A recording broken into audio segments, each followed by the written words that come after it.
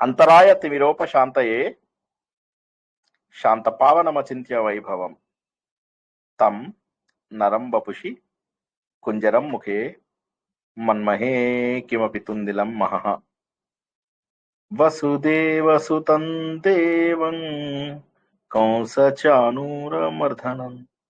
దేవకీ పరమానందం కృష్ణో వందే జగద్గురుం జన్మీ జన్మభూమిశ్చ స్వర్గాదపి గరీయసి. మాతృదేవో భవ. భగవద్బంధువులకు, ఆత్మస్వరూపులకు, సత్యాన్వేషులకు స్వాగతం, సుస్వాగతం. విష్ణు సహస్రనామంలో భగవంతుడి గురించి నేర్చుకుంటున్నాం.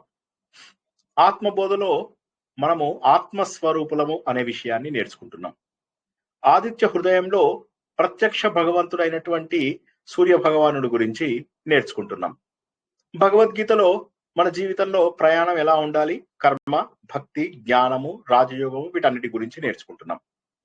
బాగుంది, చాలా బాగున్నాయి, అన్ని కూడా చాలా అద్భుతంగా ఉన్నాయి. మరి యక్ష ప్రశ్నలో ఏం నేర్చుకుంటున్నాం? మనము జీవితంలో ఎలా ఉండాలి, ధర్మబద్ధమైనటువంటి జీవితం ఎలా గడపాలి.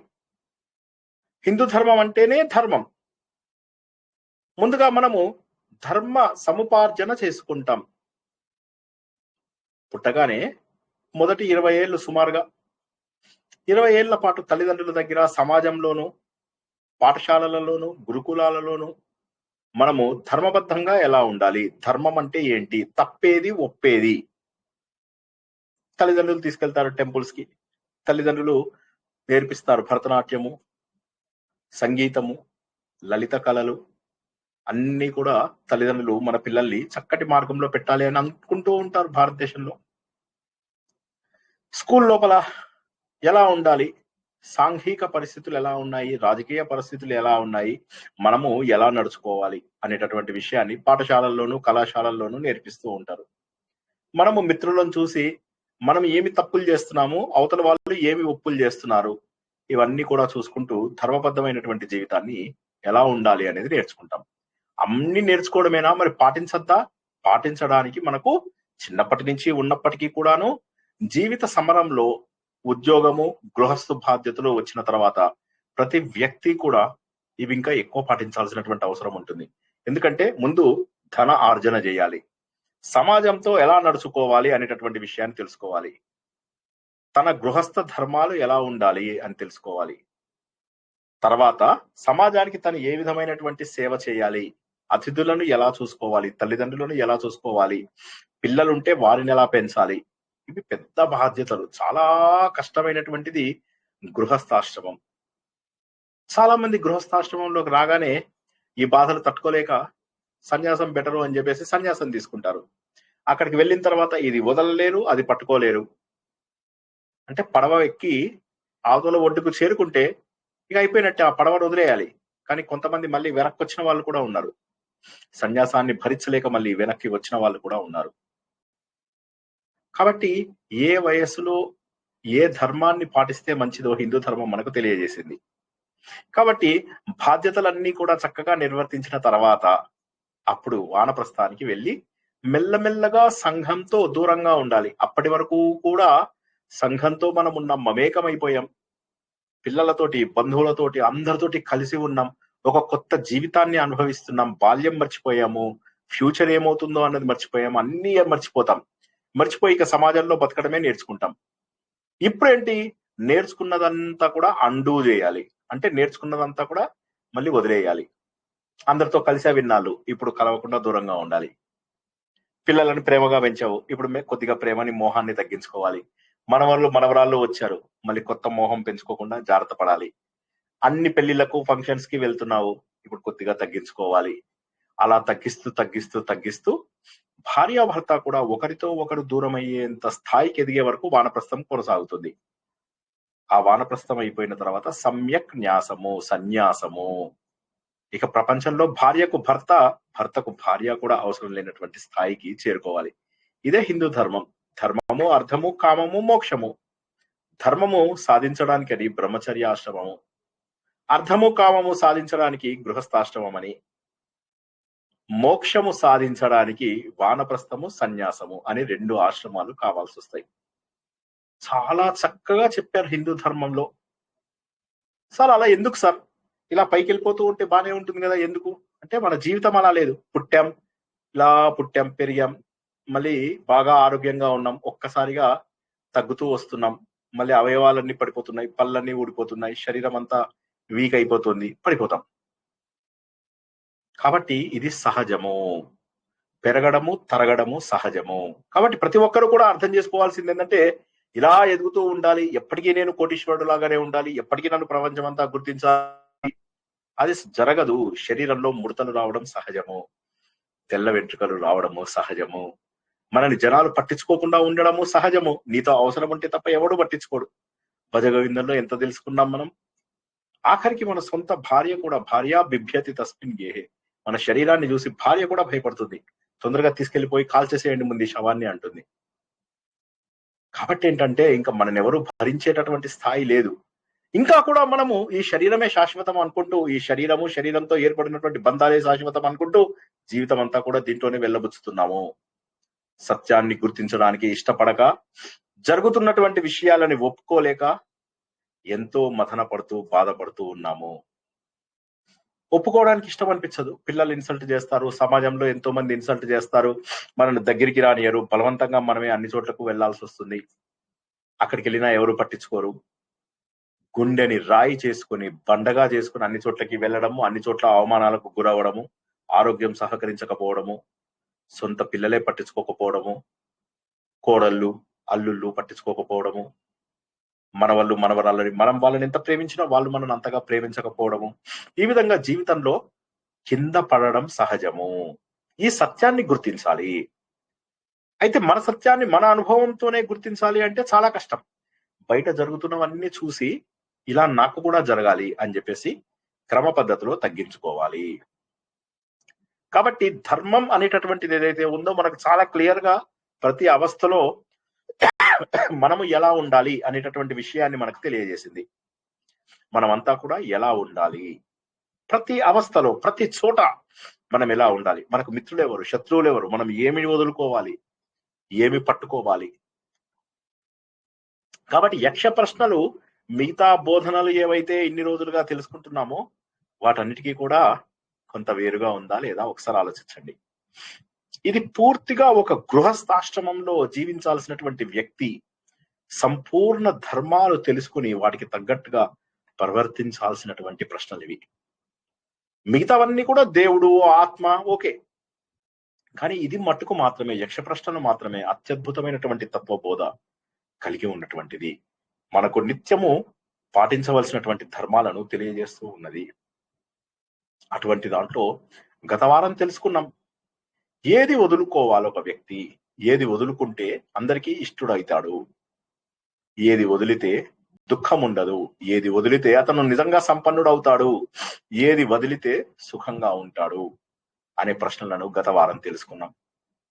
త్యజించడము, త్యాగం అనేటటువంటిది మనకు చాలా ముఖ్యం. ఇది భగవద్గీతలో కూడా తెలుసుకున్నాం. అయితే ఇక్కడ ఏంటి, మనము త్యాగం అంటే కొన్ని విషయాలను ఖచ్చితంగా వదలవలసినటువంటి విషయాలను వదలాలి, పట్టుకోవాల్సిన విషయాలను పట్టుకోవాలి, వదలవలసినటువంటి విషయాలను వదలాలి. కాబట్టి ప్రతి మనిషి కూడా ఖచ్చితంగా కొన్ని విషయాలను వదలవలసి వస్తుంది. ఈ శ్లోకం మొత్తము 33వ శ్లోకం. ఇది లోపల 4 రకాల ప్రశ్నలు. ఆ 4 రకాల ప్రశ్నలకి ధర్మరాజు ఎలా జవాబు చెప్తున్నాడో చూద్దాం. అహంకారాన్ని వదిలితే మానం హిత్వా ప్రియో భవతి. మానము, అహంకారము, నేను అనేటటువంటిది, నేను గొప్పవాడిని, నా దగ్గరికి అందరూ వచ్చి పలకరించాలి అనేటటువంటి భావన ఏదైతే ఉంటుందో సమాజంలో ప్రతి ఒక్కరికి ఉంటుంది ఎంతో కొంత అహంకారం. అయితే దురదృష్టం ఏంటంటే ఇటువంటి అహంకారం ఉన్న వాళ్ళు అవతల వారు వీరిని గుర్తించేదాకా కూడా వీరు అవతల వాళ్ళని గౌరవించే అటువంటి అవకాశం లేదు. సో కాబట్టి ముందు అన్నిటికంటే ఫస్ట్ గా వదలాల్సింది ధర్మరాజు చెప్పిన దాని ప్రకారం ఏంటంటే అహంకారము. ఈ అహంకారం అనేటటువంటిది సమాజానికి మనకు ఒక అడ్డుగోడ లాంటిది. అందరికీ కూడా మనల్ని దూరం చేస్తుంది. అహంకారం లేనటువంటి వ్యక్తి వినయంగా డౌన్ టు ఎర్త్ అని అంటారు కదా, అలా ఉంటాడు. అందువల్ల అతను అందరికీ ఆత్మీయుడవుతాడు. అహంకారం, నేనే గొప్ప, నేనే గొప్ప. అయితే నేనే గొప్ప అనుకుంటారు కొంతమంది. కొంతమంది ఏం చేస్తారంటే జనాలను చిన్న చూపు కూడా చూడడం మొదలెడతారు. నేను గొప్ప అనుకోవడం ఒకటి, చిన్న చూపు చూడడం ఒకటి. సంబంధాలన్నింటినీ కూడా చెడగొట్టుకుంటారు. కాబట్టి గృహస్థాశ్రమంలో ఉన్నటువంటి వ్యక్తులందరూ కూడా అహంకారాన్ని ముందు వదలాలి. ఈ అహంకారం మనకు ప్రతి విషయంలో కూడా అడ్డుగోడ. దీన్ని వదిలినట్లయితే వినయం వచ్చి మనము అందరికీ కూడా ఇష్టలమయ్యే అవకాశం ఉందని గత వారం తెలుసుకున్నాము. అదే విధంగా మరిక మనము దుఃఖం ఉండకుండా ఉండాలంటే ఏది వదలాలి? ఈ ప్రపంచంలో దుఃఖం అంతటికి కూడా కారణం కోరికలే. కోరికలే మనకు గుర్రాలైతాయి. ప్రతి కోరిక మనకు దుఃఖానికి దారితీస్తుంది. బుద్ధ భగవానుడు కూడా మనకి ఇదే విషయాన్ని చెప్పాడు. కోరికలను వదిలితే చాలు, అన్ని దుఃఖాలకు కారణము కోరికలే. ఆ కోరికలు తీరకపోతే మనకేమవుతుంది? కోపం వస్తుంది. ఆ కోపం వచ్చినప్పుడు మనస్సు చలించిపోతుంది, పిచ్చి వాళ్ళం అయిపోతాము. కాబట్టి కోపాన్ని, కామాన్ని వదులుకుని తీరవలసిందే. కోపాన్ని వదిలిన వాడు ఇక దుఃఖం ఉండదు వాడికి. ఇది కాక మనం గత వారం తెలుసుకున్నాం, కోపంగా ఉన్నప్పుడు ఏ పని చేయకూడదు, అలా కూర్చోవాలి, కోపం తగ్గేదాకా కూర్చోవాలి. కానీ కొంతమందికి ఏమవుతుందంటే కోపం తగ్గదు, కోపం పెరుగుతుంది కూడాను. ఒక సినిమా లోపల హీరోయిన్ కి చెప్తుందా, హీరోయిన్ హీరోకి చెప్తుంది అనమాట, ఎప్పుడు కోపం వచ్చినా కూడా ఒక 10 లెక్క పెట్టు, అప్పుడు నువ్వు అవతల వాళ్ళ మీదకి కొట్టాడాలు, తన్నుకోవడాలు ఇవన్నీ చెయ్యవు అని చెప్తుంది. హీరో అది పాటిస్తాడు, చాలా బాగా మార్పు వస్తుంది అతనికి. కోపం వచ్చిన ప్రతిసారి కూడా హీరోయిన్ చెప్పింది కదా అని ఒక 10, ఆమె 10 చెప్తే వీడు 20 లెక్క పెట్టుకుని కామ్ గా ఉంటాడు. సరే, ఒక సినిమాలో ఏం చేశాడంటే దీన్ని కొద్దిగా వ్యతిరేకంగా ఇచ్చాడు. అందులో ఏమవుతుంది, వాడు హీరోయిన్ చెప్తుంది ఒక రోజు, చెప్పగానే ఓ సరే నువ్వు చెప్పినట్టే నేను ట్రై చేస్తాను అంటాడు. కోపాన్ని తగ్గించుకోవడానికి 10 లెక్క పెట్టుకుంటాడు. ఆ తర్వాత వాడిని చెట్టుగా చావు కొట్టేస్తాడు ఎదురుగా వాడిని. ఇప్పుడు హీరోయిన్ వచ్చి అడుగుతుంది అనమాట, ఏమైంది, నేను చెప్పినటువంటి పని చేయలేదా అని. అంటే ఏం చెప్పావంటే, అదే కోపం వచ్చినప్పుడు 10 లెక్క పెట్టావన్నాను కదా అని. లెక్క పెట్టాను, లెక్క పెట్టేసరికి కోపం కాస్త 10 రెట్లు పెరిగిపోయింది. తిట్లు తిని వెళ్లాల్సిన వాడు తన్నులు తిని వెళ్ళాడు అని చెప్పేసి చెప్తారనమాట. కాబట్టి కొంతమందికి ఏమవుతుందంటే కామ్ గా ఉంటే కోపం ఇంకా ఎక్కువ అయిపోతుంది. కానీ ఇక్కడ గుర్తించాల్సింది ఏంటంటే, కోపం తగ్గించినప్పుడు కామ్ గా ఉండడమే కాదు, కోపాన్ని కూడా తగ్గించుకోవాలి, ఆ భావనను కూడా తగ్గించుకోవాలి. ఇప్పుడు బయట అవతల వాళ్ళు ఒక మాట అంటే ఎంతో బాధపడతారు కదా. అదే ఇంట్లో వాళ్ళు ఏదన్నా అంటే, మన పిల్లలు మనని ఏదన్నా అంటే, భార్య ఏదన్నా అంటే ఆ పర్లేదులే అని చెప్పి దులిపేసుకుంటాం ఇలాగా. అవునా కదా? సో వీలైనంత వరకు ఏంటంటే, అందరూ నా ఫ్యామిలీ అనుకున్నాను అనుకోండి, అంటే అవతల వాళ్ళని ఉద్ధరించడానికి కాదు, మనని మనం ఉద్ధరించుకోవడానికి. కోపం వచ్చినప్పుడు సరేలే నా తమ్ముడు అన్నాడు అని వదిలేసాయి, అయిపోయింది. అందరూ ఆ సీతమ్మ వాకిట్లో సినిమా చూశారు కదా. అందులో ప్రకాష్ రాజ్ ఏం చేస్తాడు, ఎవరన్నా కూడా డైరెక్ట్ గా ఇన్సల్ట్ చేసినా కూడా ఆయన బాధపడాడు. ఆ పర్లేదు లేరా నిజమే అని చెప్పేసి ఏదో అనుకుంటూ అక్కడి నుంచి వెళ్ళిపోతాడు. దానివల్ల ఏమవుతుంది, మన మనస్సు ముందు ఇమీడియట్ గా బాధపడదు. తర్వాత ఏమవుతుంది, మనకు అది అలవాటైపోయి మనం ఏ పరిస్థితుల లోపల కూడా బాధపడము, ఏ విషయంలో కూడా దుఃఖపడము. అవతల వాడు నన్ను ఇలా అన్నాడు, అలా అన్నాడు, అలా అన్నాడు, అలా అన్నాడు, గిందుకుంటూ ఎంత ఇంకా ఎన్ని రోజుల పాటు. ఇది ఒక్కసారి అందరూ కూడా గుర్తించాలి. కాబట్టి కోపం వచ్చినప్పుడు ఏమవుతుందంటే, అందరూ బాగా చూడండి కావాలంటే, ఆలోచించే జ్ఞానం పోతుంది. అందరూ జీవితంలో ఇది అనుభవించి ఉంటారు, విచక్షణ జ్ఞానం అంటారు, అది పోతుంది. అప్పుడు తప్పుడు నిర్ణయాలు మనం తీసుకునే అవకాశం వస్తుంది. అప్పుడేమవుతుంది, మనం దానివల్ల నొప్పించకూడదు అని ఎవరినైతే అనుకుంటామో వారిని కూడా నొప్పించడం అవుతుంది. ఆ తర్వాత నువ్వు పశ్చాత్తాపడ్డా, ఒకసారి మాట బయటకు వచ్చింది అంటే మళ్ళీ దాన్ని వెనక్కి తీసుకోవడం కష్టము. కాబట్టి కోపాన్ని జయించినటువంటి వాడు, కోపాన్ని త్యజించినటువంటి వాడు. కోపాన్ని త్యజించడము, కోపాన్ని జయించడము రెండూ ఒకటే. కాబట్టి అలా చేసినటువంటి వాడికి దుఃఖం అనేటటువంటిది జీవితంలో ఉండదు అని చెప్పేసి ధర్మరాజు చెప్తున్నాడు. ఎందుకంటే ఈ కోపం అనేటటువంటిది క్షణికం. కోపం అనేది ఎప్పుడు ఎవరికి కూడా శాశ్వతంగా ఉండదు. దురదృష్టం ఏంటంటే, కోపం క్షణికమైనా కూడా దాని ఫలితం మాత్రం దీర్ఘకాలం ఉంటుంది. కోపం వల్ల మాటలు దెబ్బతింటాయి, సంబంధాలు దెబ్బతింటాయి, మనశ్శాంతి పోతుంది, స్పష్టమైనటువంటి ఆలోచనలు కూడా ఎగిరిపోతాయి. కాబట్టి కోపాన్ని, క్రోధాన్ని జయించాలి అని చెప్పేసి చెప్పాడు. తర్వాత కోరికలను వదిలేస్తే నువ్వు అర్థవంతుడు అవుతావు అని చెప్పేసి తర్వాత ప్రశ్నకు, ఏది వదిలేస్తే నువ్వు అర్థవంతుడివి. అర్థవంతుడు అంటే డబ్బున్నవాడివని, లేదా జీవితంలో చక్కటి హితాన్ని తెచ్చుకున్న వాడివి అనే అర్థం కూడా తీసుకోవచ్చు మనం. ఇక్కడ ఏంటంటే, మితిమీరినటువంటి కోరికలను కనుక వదులుకుంటే చాలు. కోరికలు తక్కువ ఉంటే ఏమవుతుంది, మనకు ఆ కోరికలు తీరలేదన్న బాధ, ఆ కోరికలు సాధించాలన్న దాని కొద్ది ఇంకా కష్టపడుతుంటాం. ఇక్కడ ఏమవుతుందంటే, దురాశ, మెయిన్ దురాశ మనకి ఎక్కువైతుంది. ఒక కథాసాగర్లో మీరు అందరూ ఒక కథ చూసుంటారు. ఆ కథ లోపల ఒక వ్యక్తి వచ్చి చెప్తాడు, ఇక్కడ నేను వచ్చాను, ఇక్కడ నువ్వు పరిగెత్తు, ఎంత దూరం పరిగెడతావో పరిగెత్తు, సాయంత్రం కల్లా మళ్ళీ ఇక్కడికి రావాలి, నువ్వు ఎంత దూరం అయితే పరిగెడతావో అంత దూరం మళ్ళీ వెనక్కి రావాలి. ఇక్కడికి వచ్చినట్లయితే సాయంత్రం సూర్యుడు అస్తమించే సమయం కల్లా నువ్వు ఇక్కడికి వస్తే ఎంత దూరం పరిగెత్తావో ఆ ల్యాండ్ అంతా నీదే అంటాడు. ఇక వీడు పరిగెడుతుంటాడు, ఆవేశంలో పరిగెడుతుంటాడు. మధ్యలో కొండ వస్తే కొండను కూడా పరిగెడతాడు, ఎందుకంటే కొండ కూడా తనకు వచ్చేస్తుందని. మధ్యలో ఒక చిన్న నీళ్లు ఇవి వస్తాయి, ఆ నీళ్లను చూసి నీళ్లు కూడా నాకే కావాలని చెప్పి దాని చుట్టూరా పరిగెడతాడు. వాడు ఎక్కడెక్కడ పరిగెడతాడో అవన్నీ వాడు సొంతం అయిపోతాయి అన్నమాట. అలా పరిగెత్తాక చూసేసరికి అప్పటికి 3 అయిపోతుంది. 6-7 గంటలు పరిగెత్తేసేసాడు, అన్నం తినలేదు, ఏం తినలేదు. ఇప్పుడు మళ్ళీ ఇంకో 3-4 గంటల్లో వెనక్కి వచ్చేసేయాలి, 7 వెనక్కి వచ్చేయాలి. ఇప్పుడు చూడాలి వాడి అవస్థ. పరిగెడుతూ తట్టుకోలేడు, ఆకలి, దప్పిక, మళ్ళీ ఇక్కడ తన ఆస్తంతా పోగొట్టుకుంటాననే బెంగ, పరిగెత్తుకుంటూ వచ్చేసి ఆ గీతను టచ్ చేసి చచ్చిపోతాడు. అప్పుడు ఆ వ్యక్తి చెప్తాడనమాట, ఒక మనిషికి ఎంత స్థలము కావాలి పాత పెట్టడానికి? 6 అడుగులు తప్ప ఇంకేం అవసరం లేదు ఒక మనిషికి. ఇంత స్థలం అవసరమా? కాబట్టి దురాశ, మితిమీరినటువంటి కోరికలు ఏవైతే ఉన్నాయో అవి మనల్ని జీవితంలో నాశనం చేస్తాయి. ధనవంతులం కాలేము, మనం ఎప్పటికీ కూడా ధనవంతులం కాలేము. కోరికలను తగ్గించుకున్నవాడు మాత్రమే చాలా ఆనందంగా ఉంటాడు. మన పేరెంట్స్, మన గ్రాండ్ పేరెంట్స్ విషయం లోపల తక్కువ కోరికలతో వాళ్ళు ఎక్కువ ఆనందంగా ఉండేవాళ్ళు. మీరు చూడండి, కావాలంటే చిన్న చిన్న విషయాల్లోనే ఆనందాన్ని వెతుక్కుంటూ ఉండేవాళ్ళు. విపరీతమైనటువంటి కామము, విపరీతమైనటువంటి కోరికలు ఇవేమైతాయంటే మనకు సుఖాలను తెస్తాయి అనేటటువంటి భావన లోపల మృగతృష్ణ. అంతే, అది వస్తుంది అనుకుంటాం, అలా వెళ్ళిపోతూ ఉంటాం. ఎప్పటికీ జీవితంలో ఆనందాన్ని పొందలేము. చాలా మంది అంటారు అనమాట, ఇది అయిందంటే నేను ఆనందంగా ఉంటాను, ఇంకోటి అయిందంటే ఆనందంగా ఉంటాను, ఆ తర్వాత ఇంకోటి అయిందంటే ఆనందంగా ఉంటాను, ముందు పెళ్ళైతే ఆనందంగా ఉంటాను, పిల్లలు పుడితే ఆనందంగా ఉంటాను, పిల్లలకు మంచి చదువులు వస్తే ఆనందంగా ఉంటాను. అందుకే మనము దేవాలయాలకు ఎక్కువ సార్లు వెళ్ళడము, దేవుడికి ఎక్కువ లంచాన్ని సమర్పించుకోవడము జరుగుతుంది. కాబట్టి ఆ కోరికల్ని వదిలేసిన వాడు సంతోషంగా జరుగుతున్న దాన్ని చక్కగా చూస్తూ తను చేయవలసినటువంటి బాధ్యతను చక్కగా నిర్వర్తించేటటువంటి అవకాశం ఉన్నది. కాబట్టి కామం వదిలేసినట్లయితే చక్కగా ధనవంతుడు అయ్యే అవకాశం ఉన్నది. ఎందుకంటే కోరికలు ఎప్పటికీ తీరవు, ఒకటి పోయిందంటే ఇంకోటి వస్తూనే ఉంటుంది. కానీ ఎప్పుడైతే సంతృప్తిగా ఉంటామో అప్పుడు ఉన్నది చాలా అనిపిస్తుంది. ఏం చేసుకుంటాం? ఇప్పుడు ఇంట్లోపల 100 బట్టలు ఉన్నాయి, ఇంకో బట్ట కొంటే ఎంత, కొనకపోతే ఎంత? 10 బూట్లు ఉన్నాయి, ఇంకోటి కొంటే ఎంత, కొనకపోతే ఎంత?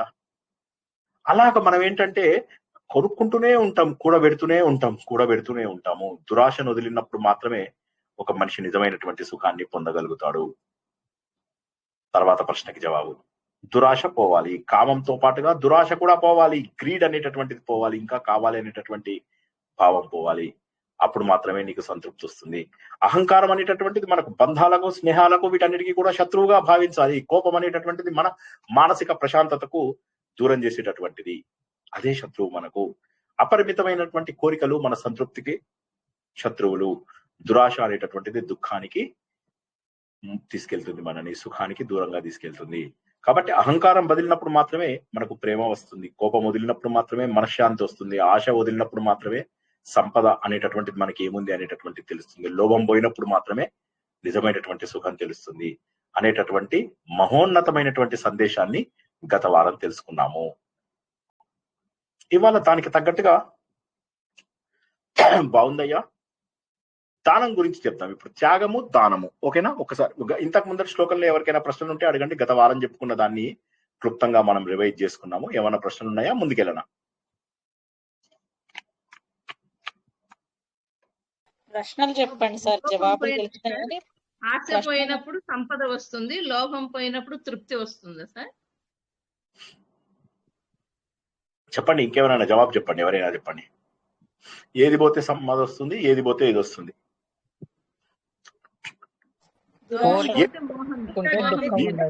ఏది పోతే చూడండి, ఏది పోతే ఒకడు అందరికి ప్రియుడు అవుతాడు, అందరికి ఇష్టం అవుతాడు. Very good. ఏది పోతే దుఃఖం పోతుంది? కోరికలు కామం అనేది పోవాలి, కోరిక పోతే దుఃఖం పోతుంది. కోపం పోతే దుఃఖం ఉండదు. ఇక కోపం లేనప్పుడు దుఃఖం ఉంటుంది. దుఃఖం అంతా కూడా కోపం వల్లనే కారణం. కానీ కోపానికి కారణం మళ్ళీ కామం. కాబట్టి కామం పోతే మనము అర్థవంతులం అవుతాము. అర్థవంతులము అంటే ఏంటి? ధనవంతులు అవ్వచ్చు, సంపన్నత్వం అవ్వచ్చు, అదన్నమాట. సో ఏది పోతే అర్థవాన్ అవుతాము మనము. కిమ్ను హిత్వా అర్థవాన్ భవతి. ఏది పోగొట్టుకుంటే మనము డబ్బున్న వాళ్ళం అవుతాము అంటే కామం పోగొట్టుకుంటే చాలు. కోరిక లేకపోతే డబ్బున్న వాడివే నువ్వు. కోరిక లేకపోతే డబ్బున్న వాడివే నువ్వు. చివరిగా ఏమంటున్నాడు? ఏది వదిలేస్తే సుఖంగా ఉంటావు అంటే లోభత్వాన్ని వదిలేయాలి. ఆశ, లోభత్వం ఇవి వదిలేయాలి మనం.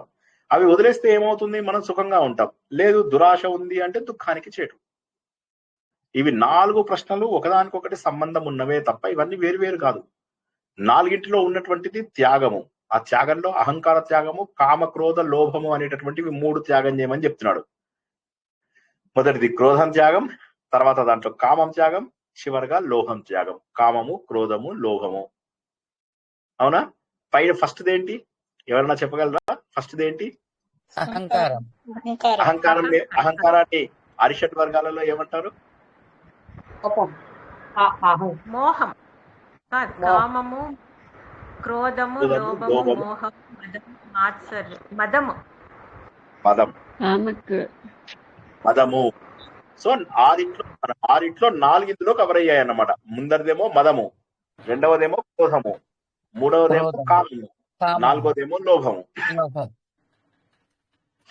చాలా అద్భుతమైనటువంటిది. ఎప్పుడైతే నీకు మదం పోతుందో అప్పుడు నువ్వు జనాలకు దగ్గరైతావు. ఎప్పుడైతే నీకు క్రోధం పోతుందో అప్పుడు దుఃఖము. దుఃఖం ఎందుకు వస్తుంది? క్రోధంగా ఉన్నప్పుడు ఎప్పుడు దుఃఖమే. దాని ఫలితాలు ఎప్పుడు దుఃఖంగానే ఉంటాయి. కామం పోయింది అంటే సంతోషంగా ఉంటావు, హ్యాపీగా. తన కోపమే తన శత్రువు అంటారు కదా గురువు గారు. కోపమే తన శత్రువు. కరెక్ట్. దురాశ దుఃఖానికి చేటు. అది లాస్ట్ది. దురాశ దుఃఖానికి చేటు. సో సుఖానికి ఏది మంచిది? దురాశ వదులుకుంటే సుఖం వస్తుంది అనేది లాస్ట్ది దురాశ దుఃఖానికి చేటు. కాబట్టి ఏం చేయాలి? దురాశను వదిలేయాలి. వదిలేస్తే దుఃఖం పోయి సుఖం వస్తుంది. అది లాస్ట్ ప్రశ్నకు జవాబు. ఓకేనా? ఎవరు మాట్లాడటం లేదంటే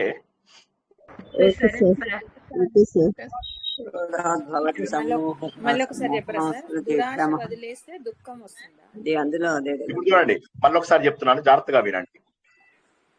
మనకు అరిషడ్ వర్గాలలో 4 ఇక్కడ ఇచ్చాడు. ఓకేనా? మొదటిది ఏంటంటే మదం వదులుకోవడం. అహంకారాన్ని వదులుకుంటే అందరికీ దగ్గర వాళ్ళం అవుతాం. నువ్వు అహంకారంగా ఇలా పెట్టుకొని కూర్చున్నావు అనుకో, ఎవరు నీ దగ్గరికి రాడు. అందరి కొద్ది జీవితంలో నేను గొప్ప అని అనుకుంటే ఎవరికి గొప్ప? ఎవరికి వాడికే గొప్ప. ఎవరి జీవితం వాడితే గొప్ప. కాబట్టి అది వదిలేయాలి, మొదటిది. రెండవది ఏంటంటే దుఃఖం ఎందుకు వస్తుంది? నీ లోపల క్రోధం ఉండడం వల్ల దుఃఖం వస్తుంది. క్రోధానికి పక్కన పెట్టేయండి, ముందు క్రోధం. ఆ క్రోధం వదిలిన వాడు దుఃఖం ఉండదు ఇక వాడికి. క్రోధం వదిలేస్తే దుఃఖం వెళ్ళిపోతుంది. కామం వదిలేస్తే నువ్వు సంపన్నుడు అవుతావు. కామం వల్లనే ఇంకా ఏదో కావాలి అనుకున్నంత వరకు కూడా నువ్వు సంపన్నుడవి కావు. నాకు ఇంకోటి కావాలి అన్నంత వరకు నువ్వు బిచ్చగాడివే. ఇప్పుడు దేవుడి దగ్గరికి వెళ్ళి ఎలా మనం కోరుకుంటాం? ఇలా ఏడుస్తూ ఉంటారు ఆడవాళ్ళ. అమ్మో, మగవాళ్ళు మనసులో ఏడుస్తుంటారు, ఆడవాళ్ళు బయటికి ఏడుస్తుంటారు. దేవుడికి ఎంత తిక్కొస్తుంది తెలుసా? దేవుడు పొద్దున్న ఆయన పూజారి టెంపుల్ తెరవగానే దేవుడికి ఒక్కసారి మూడ్ ఆఫ్. అందరూ భోర్న ఏడుస్తూ లోపలికి వస్తారు. భోర్న ఏడుస్తూ అలా లోపలికి వచ్చి కోరికలు కోరుకుంటూనే ఉంటారు. రోజుకు 1,00,000 మంది కోరుకుంటారు తిరుపతిలో. ఏమన్నా అర్థం ఉందా? కాబట్టి కోరికలు ఉన్న ప్రతి ఒక్కడు బిచ్చగాడే. కోరికలు లేకపోతే వాడు సంపన్నుడు. సో క్రోధం అయిపోయింది, కామం అయిపోయింది, మదం అయిపోయింది. చివరగా దురాశ దుఃఖానికి చేటు. అంటే లోభం అనేది ఇది ఉండకుండా ఉంటే మన జీవితంలో, దురాశ అనేది మనకు ఉండకుండా ఉంటే, దురాశని లోభాన్ని గనక మనం పోగొట్టుకోగలిగితే సుఖంగా ఉంటాం. దురాశ దుఃఖం, లోభం వదిలేస్తే సుఖం. సంతోషమే సగం బలం అంటారు కదా గురువు గారు. సంతోషమే సగం బలం. సగం బలం ఏంటి? మొత్తం బలం. నాకైతే సంతోషమే ఎక్కువ బలం. అందరికీ అర్థమైందా? చక్కగా ఉన్నాయా ప్రశ్నలు? అంటే ఇవన్నీ మీరు గుర్తుంచుకోండి. ఎవరైనా మిమ్మల్ని అడిగారు అనుకోండి, యక్ష ప్రశ్నలో ఏం నేర్చుకున్నాము అంటే, ఏవో నేర్చుకున్నామండి. అట్లా కాదు. యక్ష ప్రశ్నల్లో ఒక గృహస్థాశ్రమంలో ఉన్నటువంటి వాడి యొక్క మొత్తం ధర్మాలు చెప్తున్నాడు ఈయన. అంటే అందరికీ చెప్తున్నాడు ఆయన, బ్రాహ్మణులు, క్షత్రియులు, వైశ్యులు అందరివి చెప్పాడు. కానీ ఇక్కడ ఏంటంటే మనం సమాజంలో ఉన్నంత వరకు పాటించవలసినటువంటి ధర్మాలే ఇందులో 99% ఉన్నాయి. కాబట్టి ఇవి మనకు మోర్ అప్రాప్రియేట్. ఆత్మ దర్శనము అవి ఇవి సరే, అవన్నీ ఓకే, అవన్నీ ఇంపార్టెంటే. కానీ ముందుగా జీవితం నడవడానికి ఇవి చాలా ఇంపార్టెంట్. ఈ సత్యాన్ని మనము గుర్తించాలి. ఓకేనా సార్? ఇప్పుడు మీరు చెప్పిన స్టోరీ లోభంకి వస్తుంది కదా సార్? స్థలం కోసం పరిగెత్తిన వాడు చివరికి వెనక్కి వచ్చినప్పుడు ఒక అడుగు దగ్గర లోభం. చనిపోతాడు. దురాశ. లోభమే కదా? లోభంకే వస్తుంది దురాశ. How much land does a man need అనే ఒక how story. Much does a man need? Yeah, correct. అది మనకు చక్కటి కథ, చాలా ఇంపార్టెంట్ అయినటువంటి కథ. అంటే ఇదంతా ఏంటంటే మనకు విన్నప్పుడు కరెక్ట్ అనిపిస్తుంది, కానీ మనం పాటించేటప్పుడు బెంగ ఉంటుంది. అలా నువ్వు కోరిక నిరంతరము కోరుకుంటూ ఉంటే ముఖం ఎప్పుడు పెట్టుకుంటూ ఉంటారు. దాని బదులు హ్యాపీగా ఉండి ఏమైంది? ఏదుంటే ఏంది హ్యాపీగా. నువ్వు హ్యాపీగా ఉంటే అవతల వాళ్ళు టెన్షన్ పడతారు ముందు ఫస్ట్. మా అపార్ట్మెంట్ లో మాకు 15 ఏళ్ల కింద అనమాట చాలా గొడవలు అవుతుండే. ఒకడు ఎప్పుడు కోపంగా ఉండేవాడు. అయితే వాడిని ఎవడే మనకండిరా అని అంటే అన్నారు, వాడిని ఎవడే మనక్కర్లేదు, వాడి దగ్గర నుంచి నవ్వుకుంటూ వెళ్తే దాడు వాడు టెన్షన్ పడిపోతాడు. సో అట్లాగనమాట. కొంతమంది ఉంటారు వేరే వాళ్ళు సంతోషంగా ఉంటే కూడా బాధగా ఉంటారు. వాళ్ళు వేరే వాళ్ళందరూ టెన్షన్ లో ఉండేసి బాధగా ఉంటే వీళ్ళకి సంతోషం. అలాంటి వాళ్ళు కూడా ఉంటారు ప్రపంచంలో. అందరూ అంతే ఉన్నారు సార్, కొంతమంది కాదు సార్. సో కాబట్టి ఏంటంటే అటువంటి సమాజానికి మనము మెల్లమెల్లగా హిందూ ధర్మం ప్రకారం దూరం అవ్వాలి. కానీ ఇక్కడ ఉన్నంత వరకు మనము పాటించవలసినటువంటి ధర్మాలను సక్రమంగా పాటించాలి. ఓకేనా? తర్వాత ప్రశ్నకి వెళ్ళనా?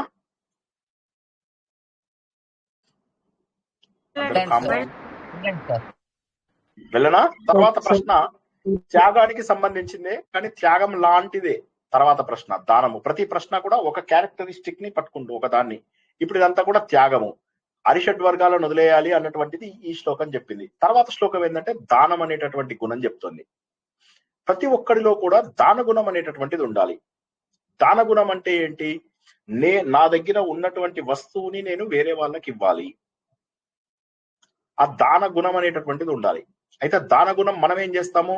మన కోరికలు తీర్చుకోవడానికి ఉపయోగిస్తాం. దాన్ని మనం దానం అని చెప్తాం. నేను అన్నదానం చేశాను, నేను గోదానం చేశాను అంటే ఎందుకు చేసావు? ఫ్రీగా చేసావా లేక కోరికలు కోరుకుని చేసావా? నా ప్రశ్న అర్థమైందా? లేకపోతే నేను కన్ఫ్యూజ్ అయిపోయి తగన పడుతున్నానా?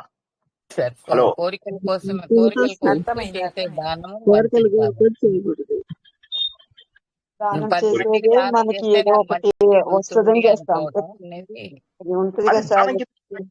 అది దానం ఎలా అవుతుంది? మనం కోరికలు కోరుకుంటూ చేసే దానం ఎలా అవుతుంది? నీకు తెలుసా, మొన్న నేను అన్నదానం చేశాను. అట్లా ఉండదు తెలుసా. అవతల వాడి కళ్ళల్లో ఆనందం చూసినప్పుడు వచ్చే ఆనందం అన్నిటికంటే గొప్ప ఆనందం. Real happiness lies in making others happy. వేరే వాళ్ళని సంతోష పెట్టడంలో ఉన్న ఆనందమే నిజమైనటువంటి ఆనందము. అవతల వాడి జీవితాన్ని నిలబెట్టడమే నిజమైనటువంటి ఆనందము. ఈ ప్రపంచంలో మనం ఏంటంటే ఎంతసేపు కూడా మనకు ఆనందాన్ని ఇచ్చేది ఏంటి అంటే ఒక ఫ్యాను, ఒక కూలరు, ఒక టీవీ, ఒక మొబైల్ ఫోను, ఒక కారు, ఒక భార్య. మళ్ళా ఒక భార్య ఎందుకు మధ్యలో భార్యల్ని ఎందుకు తీసుకొస్తారు సార్? మీ కోతి మాటలు మానరా మీరు? అంటే ఇక మానం, మనం ఏం చేస్తాం కదా, అలవాటైపోయింది. సో ఇవన్నీ ఒకటి ఒకటి ఒకటి కావాలి, అది కావాలి, ఇది కావాలి, ఇది కావాలి, ఇది కావాలి, ఇది కావాలి, ఎంత ఇంక ఎన్ని రోజుల పాటు. కాబట్టి ఏంటంటే మనకు కోరికలు తగ్గించుకోవాలి అంటే దానం అనేటటువంటిది మన లోపల స్వార్థాన్ని తగ్గిస్తుంది. దాన గుణం అనేటటువంటిది చాలా గొప్పది. ఈ దాన గుణం ఏం చేస్తుందంటే మన స్వార్థాన్ని తగ్గించడం కాకుండా మనకు ఎంతో పుణ్యాన్ని కలిగిస్తుంది, వేరే వాళ్ళ జీవితాలను నిలబెడుతుంది. అయితే ఇప్పుడు టెంపుల్స్ లో అక్కడ మనం చేసేటటువంటి దానం ఏమవుతుంది ఒక్కసారి ఆలోచిద్దాం. కొద్దిగా కూల్ గా ఆలోచించండి. ఎగ్జాంపుల్స్ ని మీరు పట్టుకోగలిగితే మీకు చాలా సులువు. నేను ఎంత కష్టపడుతున్నానో మీకు ఎగ్జాంపుల్స్ చెప్పడానికి. ఉదాహరణకి ఇప్పుడు మీరు దేవుడికి వేసే డబ్బుతో పుణ్యం వస్తుందా రాదా? ఎవరన్నా చెప్పగలరా జవాబు? దేవుడు హుండీలో డబ్బు వేశారు, పుణ్యం వస్తుందా రాదా? వస్తుంది సార్, వస్తుంది. అయితే ఎలా వస్తుందో మనం ఆలోచిద్దాం. ఇప్పుడు ఏమవుతుంది? కరెక్ట్ వస్తుందని చెప్పిన వాళ్ళు కరెక్ట్, అస్సలు రాదు అనడం అది అబద్ధము, కొంత వస్తుంది గ్యారెంటీగా. అయితే ఎలా వస్తుందో గుర్తిద్దాం. 100 రూపాయలు ఉపయోగించినప్పుడు మాత్రమే మనకి వస్తుంది కదా సార్. మాధవ సేవ అంటారు కదా ఎప్పుడు గురువు గారు. అలానే ఉపయోగిస్తాం కదా సార్. చెప్పండి, ఇంకెవరన్నా ఏమన్నా మాట్లాడాలా? మానవ సేవే మాధవ సేవ అని కూడా అంటారు. మానవ సేవే మాధవ సేవ. ఇప్పుడు ఆలయాలలో ఇచ్చింది మానవ సేవ అవుతుందా లేక మాధవ సేవ అవుతుందా? అవుతుంది సార్. నాకు అర్థం కాలే. ఇద్దరు మాట్లాడారు, ఒకరి తర్వాత ఒకరు మాట్లాడండి. సునంద గారు, సత్యప్రభ గారు, ఒకరి తర్వాత ఒకరు మాట్లాడి చెప్పండి. మాధవ సేవే అవుతుంది కదా సార్, ఆలయంలో వేస్తే మాధవుడికి వేసినట్టే కదా సార్. కానీ మాధవుడు తీసుకుంటాడా? అది తీసుకోడు కూడా కానీ వాళ్ళు సక్రమంగా ప్రజల కోసమే వినియోగిస్తే అది మానవ సేవ కిందకే వస్తుంది కదా. వస్తుంది. కానీ నేననేది నాకు చెప్పండి ఒక్కటి, దేవుడికి మనము సేవ చేస్తామా? దేవుడికి అవసరమా మన సేవలు? లేదు సార్, దేవుడికి మీరు ఇచ్చే డబ్బు ఎంత అవసరం అంటారు? మీరు అసలు అవసరం లేదు 1000 సార్. రూపాయలు ఇస్తాను దేవుడు ఆయనకి అంటారు. కావాల్సింది ఆయన సమకూర్చుకోగలరు, కానీ మనమే చెయ్యాలి అని భావించేది మాత్రం మనకు అంత అవసరం లేదు. మీరు అన్నట్టు కరెక్ట్ గా చేసే వాళ్ళకి మనం ఇస్తే అది కరెక్టే అవుతుందండి. ఆ డబ్బులు పూజారి గారికి జీతమును లేకపోతే వేరే రకంగా ఉపయోగించినప్పుడు అది ఉపయోగిస్తారు కదా, ఆ కాస్త అది కొంచెం పూజారి గారికి ఆ విధంగా దేవుడే మనకి ఇస్తాడు సార్, ఆయన ఎందుకు తీసుకుంటాడు? కాదు, చాలా మంది నేనేదో దేవుడికి చేశానని ఎందుకు అనుకుంటారు? చాలా మంది అనుకుంటారా అనుకోరా? చెప్పండి. మేము దేవుడికి సేవ చేసాం, మేము దేవుడికి అది చేసాం, దేవుడికి ఇది చేసాం. అహంకారం సార్, అనుకుంటారు. అది అవిద్య, తెలియక అనుకోవడం తప్ప అనుకోవడమే. దేవుడు మనకిచ్చిన దానిలో భాగమే మనం దేవునికి కార్యక్రమానికి చేస్తున్నాం. కానీ దేవుడికి అవసరం ఏముంది? మీకు మళ్ళీ అర్థం కావడం లేదు. దేవుడికి అవసరం లేదు ఇవన్నీ, మనుషులకు అవసరం. కానీ ఇప్పుడు దేవుడికి మీరు శ్రీరామ కళ్యాణం చేస్తే మీకు మంచిది, చెయ్యని వాళ్ళకి చెడు చేస్తాడు ఆయన. కాదు కాదు, నాకు ఒక్క మాటకి డైరెక్ట్ గా జవాబు చెప్పండి. అందరూ ఒకటే మాట చెప్పండి. ఇప్పుడు టీవీ మణి గారు దేవుడికి పూజ చేశారు, శ్రీనివాస్ దర్బా దేవుడికి పూజ చేయలేదు. ఇది రామనవమికి ఆవిడ ఏం చేశారు? గ్రాండ్ గా చేయించారు, వాళ్ళ కాలనీలో అందరితోటి గ్రాండ్ గా చేయించారు. శ్రీనివాస్ ఏమో గ్రాండ్ గా చేయించలేదు, ఏం లేదు, ఇంట్లో కూర్చున్నాడు, తన పని ఏదో తను చేసుకున్నాడు. ఓకే, ఇప్పుడు మరి ఆవిడకి దేవుడు ఆవిడ చేసిన దానికి సంతోషపడాలి, అంతేనా? దేవుడు మనిషిలాగా, దేవుడు కూడా మనలాగా ఎవరైతే మనకు చేస్తారో మనం వాళ్ళతో సంతోషపడతాం. దేవుడు మనలాంటి వాడా? అలా ఏముంటది సార్, దేవుడికి ఇచ్చారు ఇవ్వలేదు అనేది ఏమీ లేదు. మన సాటిస్ఫాక్షన్ కోసం మనం చేస్తాం అంతవరకే. కానీ ఏదో కొంచెం వస్తుంది, కొంచెం పుణ్యం వస్తుంది, కాదని కాదు, కానీ అంతా రాదు. అంగు ఆర్భాటం కోసమే ఎక్కువ చేసింది ఉంటుంది. ఓకే, చిన్న మాట సార్. జై శ్రీకృష్ణ. చెప్పండి వెంకటేశ్వరరావు గారు. ఇప్పుడు ఆ పానకం పంచారంటే వాళ్ళు భక్తులకే పంచుతారు. అది అందులో ఆయనలో వాళ్ళు కూడా ఆయన ఉన్నాడు. సో ఆ దృష్టితో పంచడం తప్పలేదు కదండి. తప్పలేదు, భావన బట్టి ఫలము తప్పులేదు. తప్పు గురించి కాదు నేను అంటున్నది. దేవుడు ఇలా తనకు పూజ చేసిన వాళ్ళకే మంచి చేస్తాను, పూజ చేయని వాళ్ళకు చెడు చేస్తాను అని చెప్పి ఆయన ఏం డబ్బులు అడగడు, ఏం అడగడు, ఆయనకి ఏం అక్కర్లేదు కూడా అసలు. భక్తి ఉండాలి, భక్తి ఉండాలన్నాడు కానీ పూజ చేస్తేనే అని కాదు. అందరికి ఇచ్చింది సమానం. ఇప్పుడు మీరు అన్నదాన్ని కరెక్ట్, అది కరెక్ట్ ఆన్సర్. ఏంటంటే దేవుడికి అందరూ సమానమే. ఇప్పుడు మనుషులకు మాత్రము, ఫర్ ఎగ్జాంపుల్ మా ఇంటికి వచ్చి ఒకతను నాకు మంచి చేశాడు, ఒకతను హెల్ప్ చేయలేదు, ఒకతను చెడు చేశాడు. ఇప్పుడు నాకు అందరూ మ్యూట్ లో పెట్టుకోండి ప్లీజ్, ఎవరు అన్మ్యూట్ లో ఉన్నారు. ఇప్పుడు మనుషుల భావాలు, దేవుళ్ళ భావాలు రెండు ఆలోచిద్దాం మనం. ఒక్కసారి కొద్దిగా లాజిక్ ఉపయోగించండి, కొద్దిగా బుర్ర ఉపయోగించండి అందరూ. నా ఇంటికి వచ్చాడు ఒకడు, వచ్చేసి నాకు హెల్ప్ చేశాడు. ఇంకొకడు వచ్చాడు, నాకు హెల్ప్ చేయలేదు, ఊరికే కూర్చుని తినేసి వెళ్ళిపోయాడు. మూడో వాడు వచ్చాడు, నాకు హెల్ప్ చేయలేదు, కూర్చొని న్యూట్రల్ గా లేడు, కానీ నాకు లాస్ట్ చేసి వెళ్ళిపోయాడు. ఇప్పుడు నాకు మూడు భావాలు కలుగుతాయి. నాకు చెడు చేసిన వాడి మీద చెడు, మంచి చేసిన వాడి మీద మంచి, న్యూట్రల్ గా ఉన్న వాడి మీద న్యూట్రాలిటీ. Yes or no? నేను చెప్పింది ఇప్పుడు అర్థమైందా? జనాలకు అర్థం కాలేదా? అర్థమైందండి.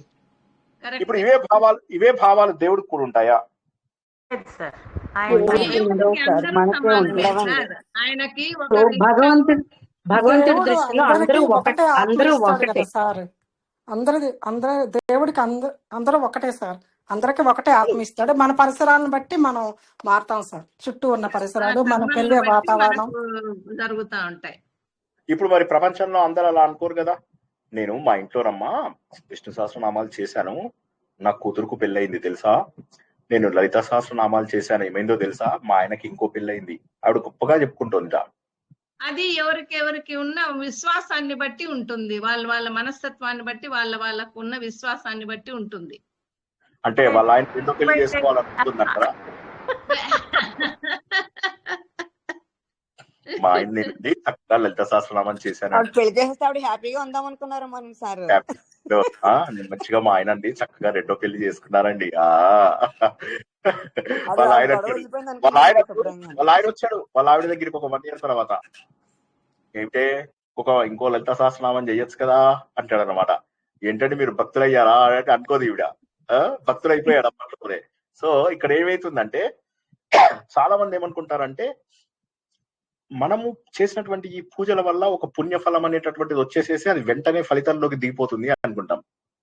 కానీ జస్ట్ ఆలోచించండి, ఒక పువ్వు పూచి కాయ కాచి ఫలం అవడానికి ఎంత టైం పడుతుంది? అదే విధంగా మన కర్మలు కూడా పక్వానికి రావడానికి సమయం పడుతుంది, మంచి కర్మలైనా చెడ్డ కర్మలైనా. అయితే చేసిన ప్రతి కర్మ తప్పక ఫలితాన్ని ఇస్తుంది. ఇప్పుడు మీరు దేవుడికి చేసినటువంటి పూజలో మీకు పుణ్యం ఎక్కడ వస్తుందో నేను చెప్తా. దేవుడితో సంబంధం లేదు, ఇది కర్మ సిద్ధాంతంతో సంబంధం. మీరు పువ్వులు కొనడానికి వెళ్తారు, ఒక పువ్వుల షాప్ వాడు మీ వల్ల నిలబడతాడు, మీ వల్ల మీలాంటి 10 మంది వల్ల, నాలాంటి వాళ్ళ వల్ల నిలబడరు పూజ షాప్ లో. ఇప్పుడు నేను కొబ్బరికాయలు కొట్టడం నాకు ఇష్టం లేదు, సో నేను కొబ్బరికాయలు కొనను. పువ్వులు కొనడం నాకు ఇష్టం లేదు, నేను పువ్వులు కొనను. నేను డైరెక్ట్ గా దేవుడికి దండం పెట్టుకుంటాను, ఉండి లోపల నేను ఇద్దాం అనుకున్న డబ్బు వేసేసి బయటకు వచ్చేస్తా.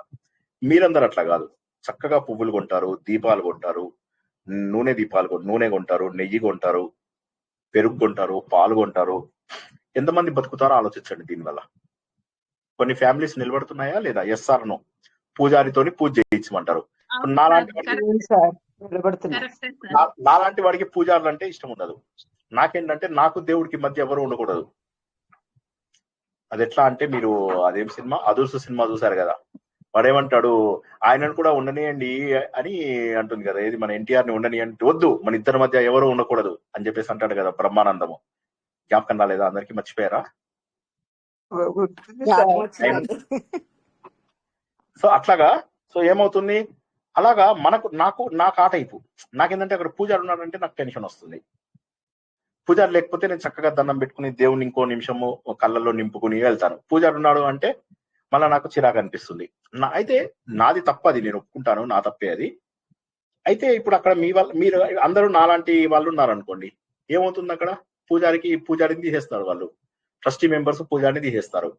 కానీ అక్కడికి చక్కగా వెళ్ళి దేవాలయానికి వెళ్ళి మంచిగా అర్చన చేయండి అని చెప్పి, అభిషేకం చేయండి, ఇవన్నీ పనులు చెప్పడం వల్ల పూజారి ఎంగేజ్ అవుతాడు. పూజారి ఎంగేజ్ అవడం వల్ల ఏమవుతుంది, స్మార్త పనులు అన్నిటి వల్ల పూజారి నిలబడతాడు. Yes or no? పూజారి ఆయనకు ఉన్నటువంటిది ఒక భార్య.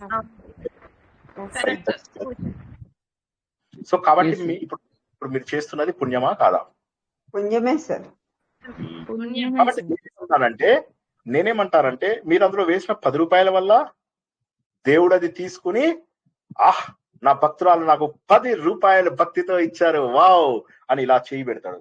పెట్టగానే ఇందులోంచి ఒక కిరణం పాస్ అయి మీలోకి వస్తుంది. ఏది కరెక్ట్ అండి నాకు చెప్పండి. ఇప్పుడు ఈ కిరణం పాస్ అయ్యి మీరు 10 రూపాయలు వేసినందువల్ల దేవుడు పొంగిపోయి, మీరు 10 రూపాయలు వేశారు, టీవీ మనీ మేడం 1000 రూపీస్ వేసింది, సుధామోహన్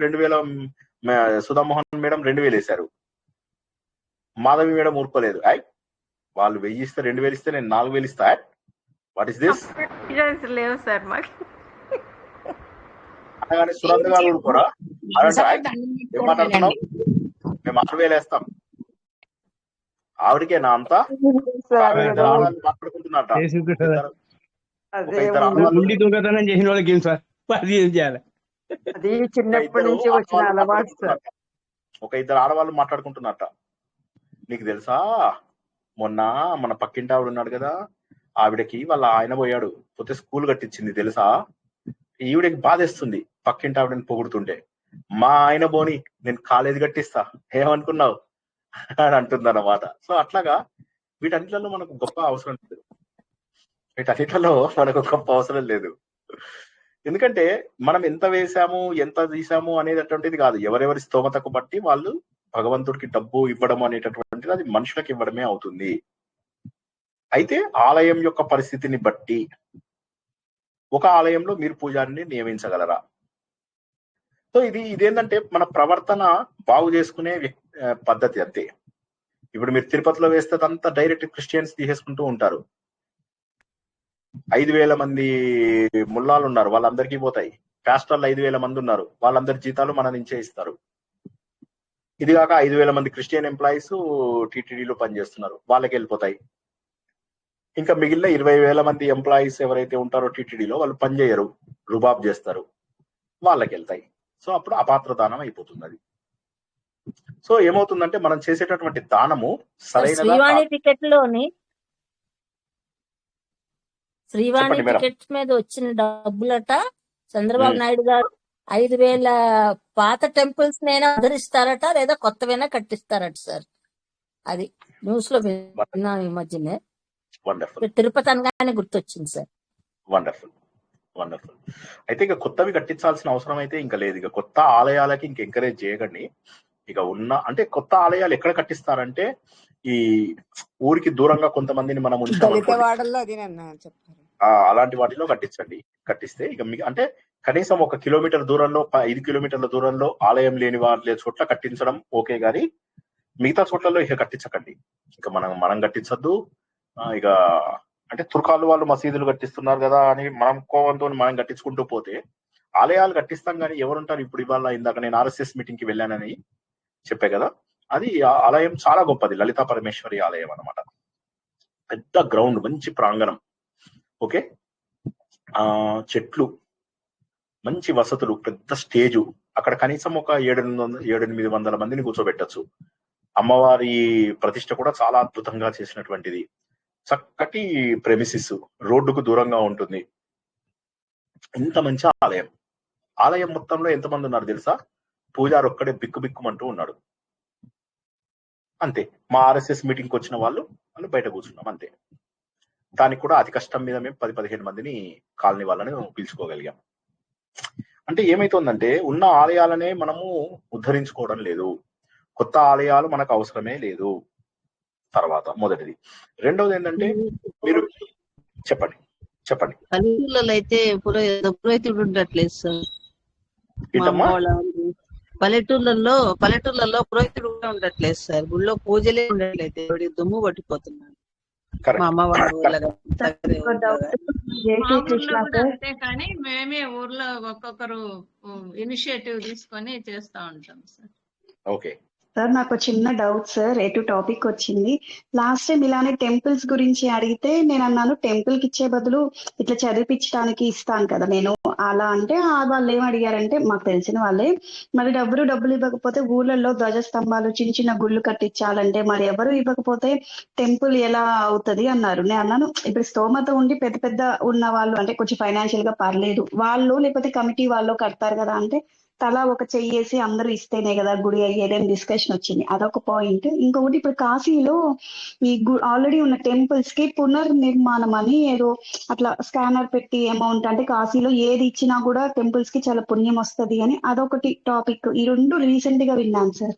మరి అది అంటే ఇప్పుడు ఎటు వచ్చింది కదా, మిమ్మల్ని సలహా అడుగుదామని. ఇవ్వచ్చా లేక ఎలా తీసుకోవాలి దీన్ని అని? కాశీ వదిలేయండి, మీ ఇంటి దగ్గర ఆలయానికి నిర్మాణానికి అంటే ఉన్నటువంటి ఆలయం లోపల బేసిక్ ఖర్చులకు ఉపయోగపడేది తప్పకుండా ఇవ్వండి. లేదా మీరు మనం పూనుకోవచ్చు. అంటే ఏం లేదు, సర్వీస్ రూపంలో కూడా ఇవ్వగలిగే వాళ్ళు సర్వీస్ రూపంలో కూడా ఇవ్వండి. ఇప్పుడు ప్రాబ్లం ఏమవుతుందంటే ఆలయానికి ఒక పూజారి ఉండడానికి కావాల్సిన ఎక్స్పెన్సెస్, ఓకే, నిత్య పూజలు జరపడానికి కావాల్సిన ఎక్స్పెన్సెస్, వీటన్నిటికీ ఇవ్వడంలో ఏమీ తప్పులేదు. అయితే ఇక్కడ ప్రాబ్లం ఎక్కడ వస్తుంది అంటే మెయిన్ ప్రాబ్లం ఎక్కడ వస్తుంది అంటే ఆలయానికి ఇవ్వడంలో తప్పులేదు, కానీ ఆ డబ్బులో ఎంత శాతం మనకు ఉపయోగపడుతుంది అనే దాన్ని బట్టి ఉంటుంది. కాబట్టి ఏ ఆలయానికి డబ్బు ఇచ్చినా తప్పులేదు. ఏ ఆలయాన్ని నిర్మాణానికి పల్లెటూరులో నిర్మాణానికి అంటే మనకి తోచినంత ఎంతో కొంత ఇవ్వచ్చు, చిన్న అమౌంట్ అట్లా.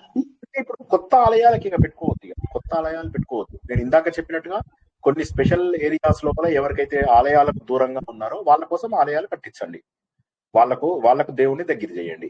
ఎందుకంటే ఇప్పుడు ఎస్సీ ఎస్టీల లోపల చాలా మంది దూరం అయ్యారు దేవుడికి. అలాంటి వాళ్ళని దగ్గర చేయాలి. ఎందుకంటే పాపం వాళ్ళకు తెలియక కొంతమంది వాళ్ళ అమాయకత్వాన్ని వాడుకున్న వాళ్ళు కొంతమంది అలా వాళ్ళకు మన దేవుణ్ణి దూరం చేసి వేరే వాళ్ళని దగ్గర చేస్తున్నారు. సో కాబట్టి మనం అలాంటి వాళ్ళకు మంచిగా దేవుణ్ణి కట్టించి అక్కడ ఇస్తే తప్పులేదు. అక్కడ చక్కటి మంచి బ్రాహ్మణ్ణి చెయ్యండి. అలా చేయగలిగితే చెయ్యండి. అయితే నేనేమంటానంటే ఇక్కడ దానం అనేటటువంటిది ఏదైనా సరే ఈ దానం ఆ దానం అని చెప్పకుండా ఏదైనా సరే అపాత్ర దానం కానంత వరకు పర్వాలేదు. ఇప్పుడు ఏమవుతుంది, ఆలయానికి నేను టైల్స్ వేయిస్తాను డబ్బులు కావాలి, ఇంకోటి వేయిస్తాను డబ్బులు కావాలి, ఇట్లా ఇట్లా ఇట్లా ఇట్లా ఇట్లా అది వెళ్ళిపోతూనే ఉంటుంది. ఇప్పుడు దత్తపీఠం వాళ్ళు ఎంత డబ్బు వసూలు చేస్తారు జనాల దగ్గర, శృంగేరి పీఠం వాళ్ళు ఎంత డబ్బు వసూలు చేస్తారు, తిరుపతి వాళ్ళు ఎంత వసూలు చేస్తారు. ఇందులో ధర్మ ప్రచారానికి ఎక్కడ ఉపయోగపడుతుంది ఆ డబ్బు?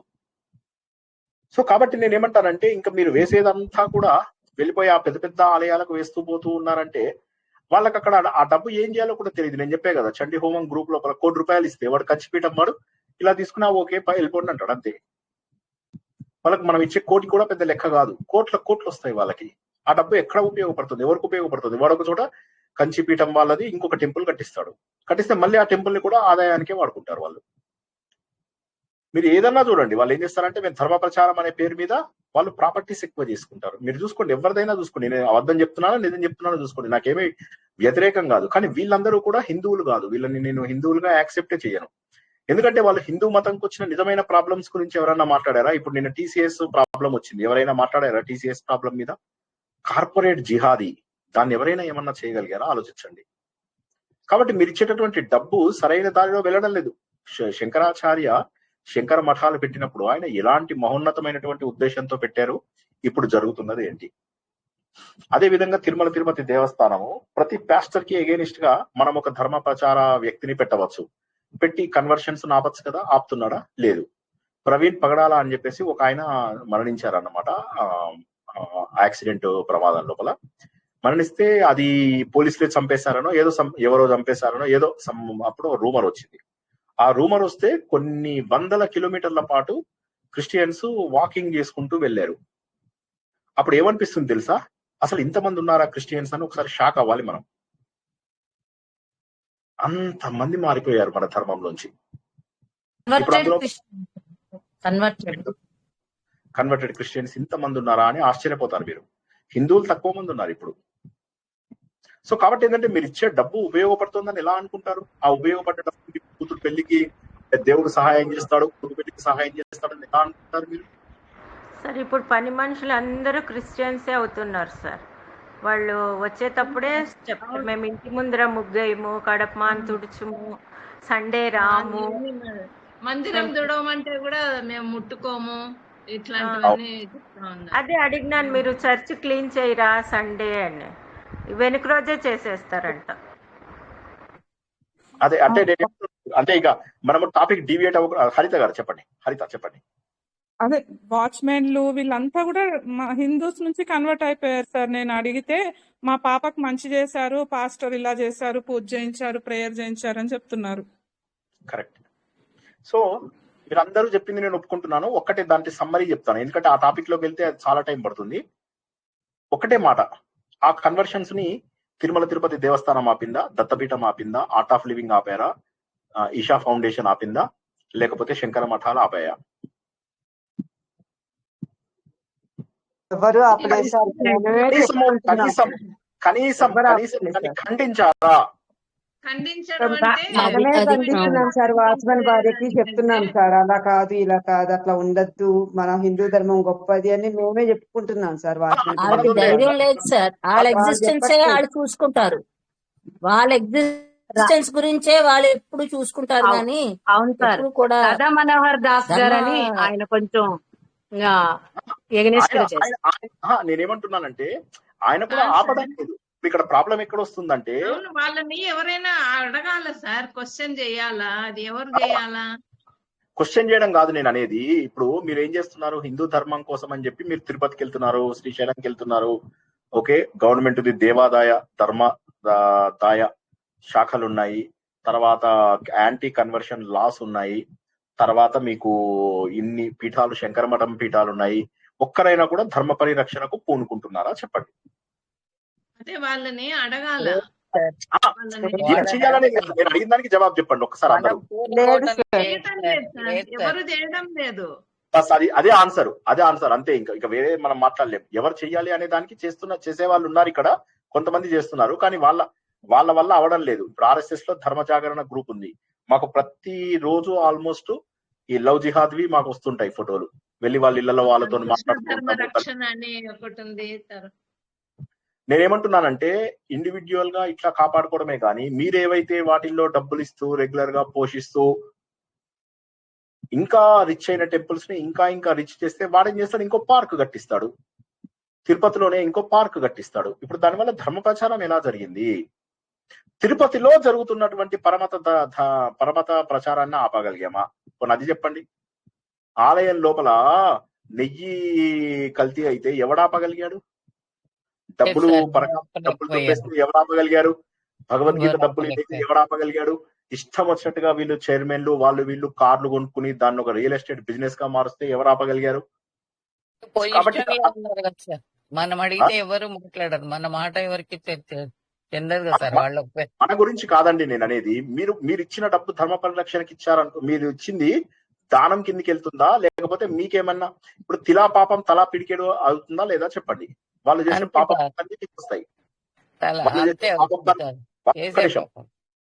వాళ్ళు చేసే పాప పనులన్నీ మనకు వస్తాయి. అవన్నీ కూడా మళ్ళీ మన పిల్లలకి వెళ్తాయి. సో కాబట్టి మీరు ఏం చేయాలి అంటే ఇంటి దగ్గర ఉన్నటువంటి చిన్న ఆలయాలను ఉద్ధరించండి. అక్కడ భగవంతుడు అన్ని చోట్ల ఉన్నాడు. నేను ఎన్నిసార్లు చెప్పినా ఈ పాయింట్ శ్రీనివాస్ స్టూడెంట్స్ కి అర్థం కావడం లేదు. అంటే ఏంటి దాని మీనింగ్? ఎక్కడికో వెళ్ళి ఏమండి నాకు తిరుపతిలో సర్వీస్ చేసే అవకాశం దొరికిందండి, ఇంటి దగ్గర సర్వీస్ చేయలేవా? అంటే ఇది గొప్ప. వాళ్ళలో కూడా టీమ్ లీడర్స్ ఉంటారు. ఇవన్నీ గమ్మత్ ఏంటంటే అందరూ వచ్చి నాకు వచ్చి చెప్తారు కాబట్టి తెలుసు. నేను ఇలాంటి వాటికి ఎప్పుడు వెళ్ళను, ఎంకరేజ్ కూడా చేయను.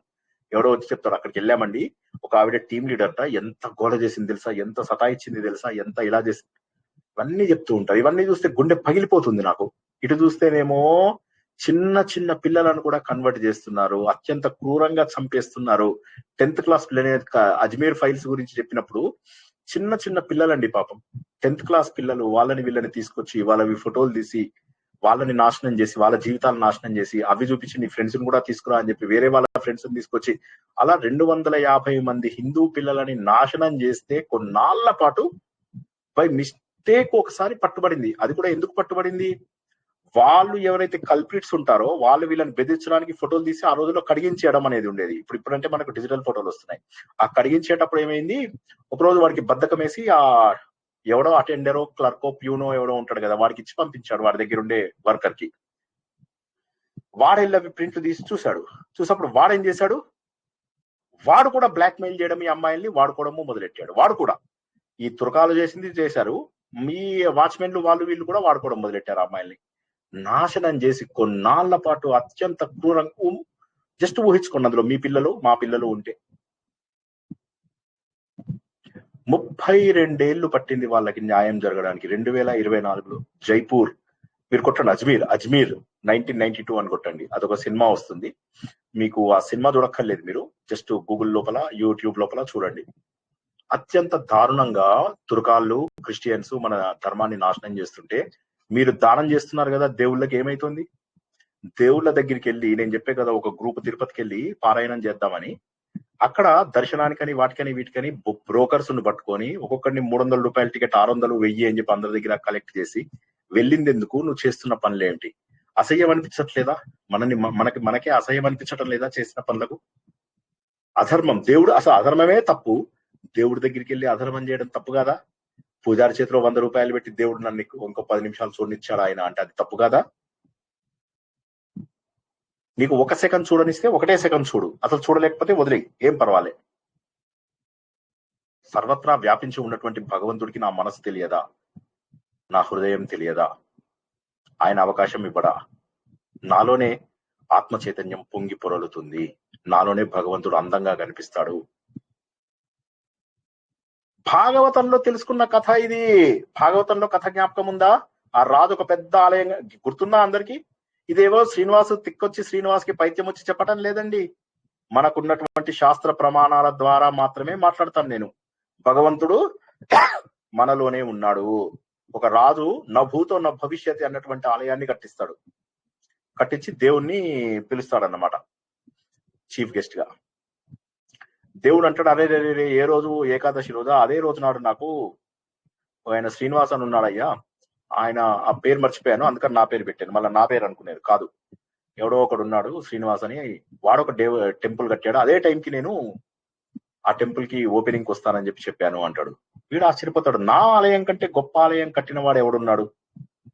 వెతుకుతాడు వెతుకుతాడు వెతుకుతాడు వెతుకుతాడు వెతుకుతాడు వెతుకుతాడు చివరికి పట్టుకుంటాడు. వాడెవడో చాలా పేదవాడు, కటిక పేదరికంలో ఉన్నాడు.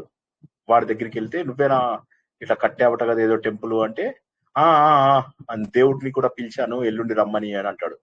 ఎక్కడుంది అంటే, నేను ఊహల్లో కట్టాను, మానసికంగా కట్టాను ఒక దేవాలయం అని. ఎంత పెద్దగా కట్టాడో చెప్తాడు అన్నమాట.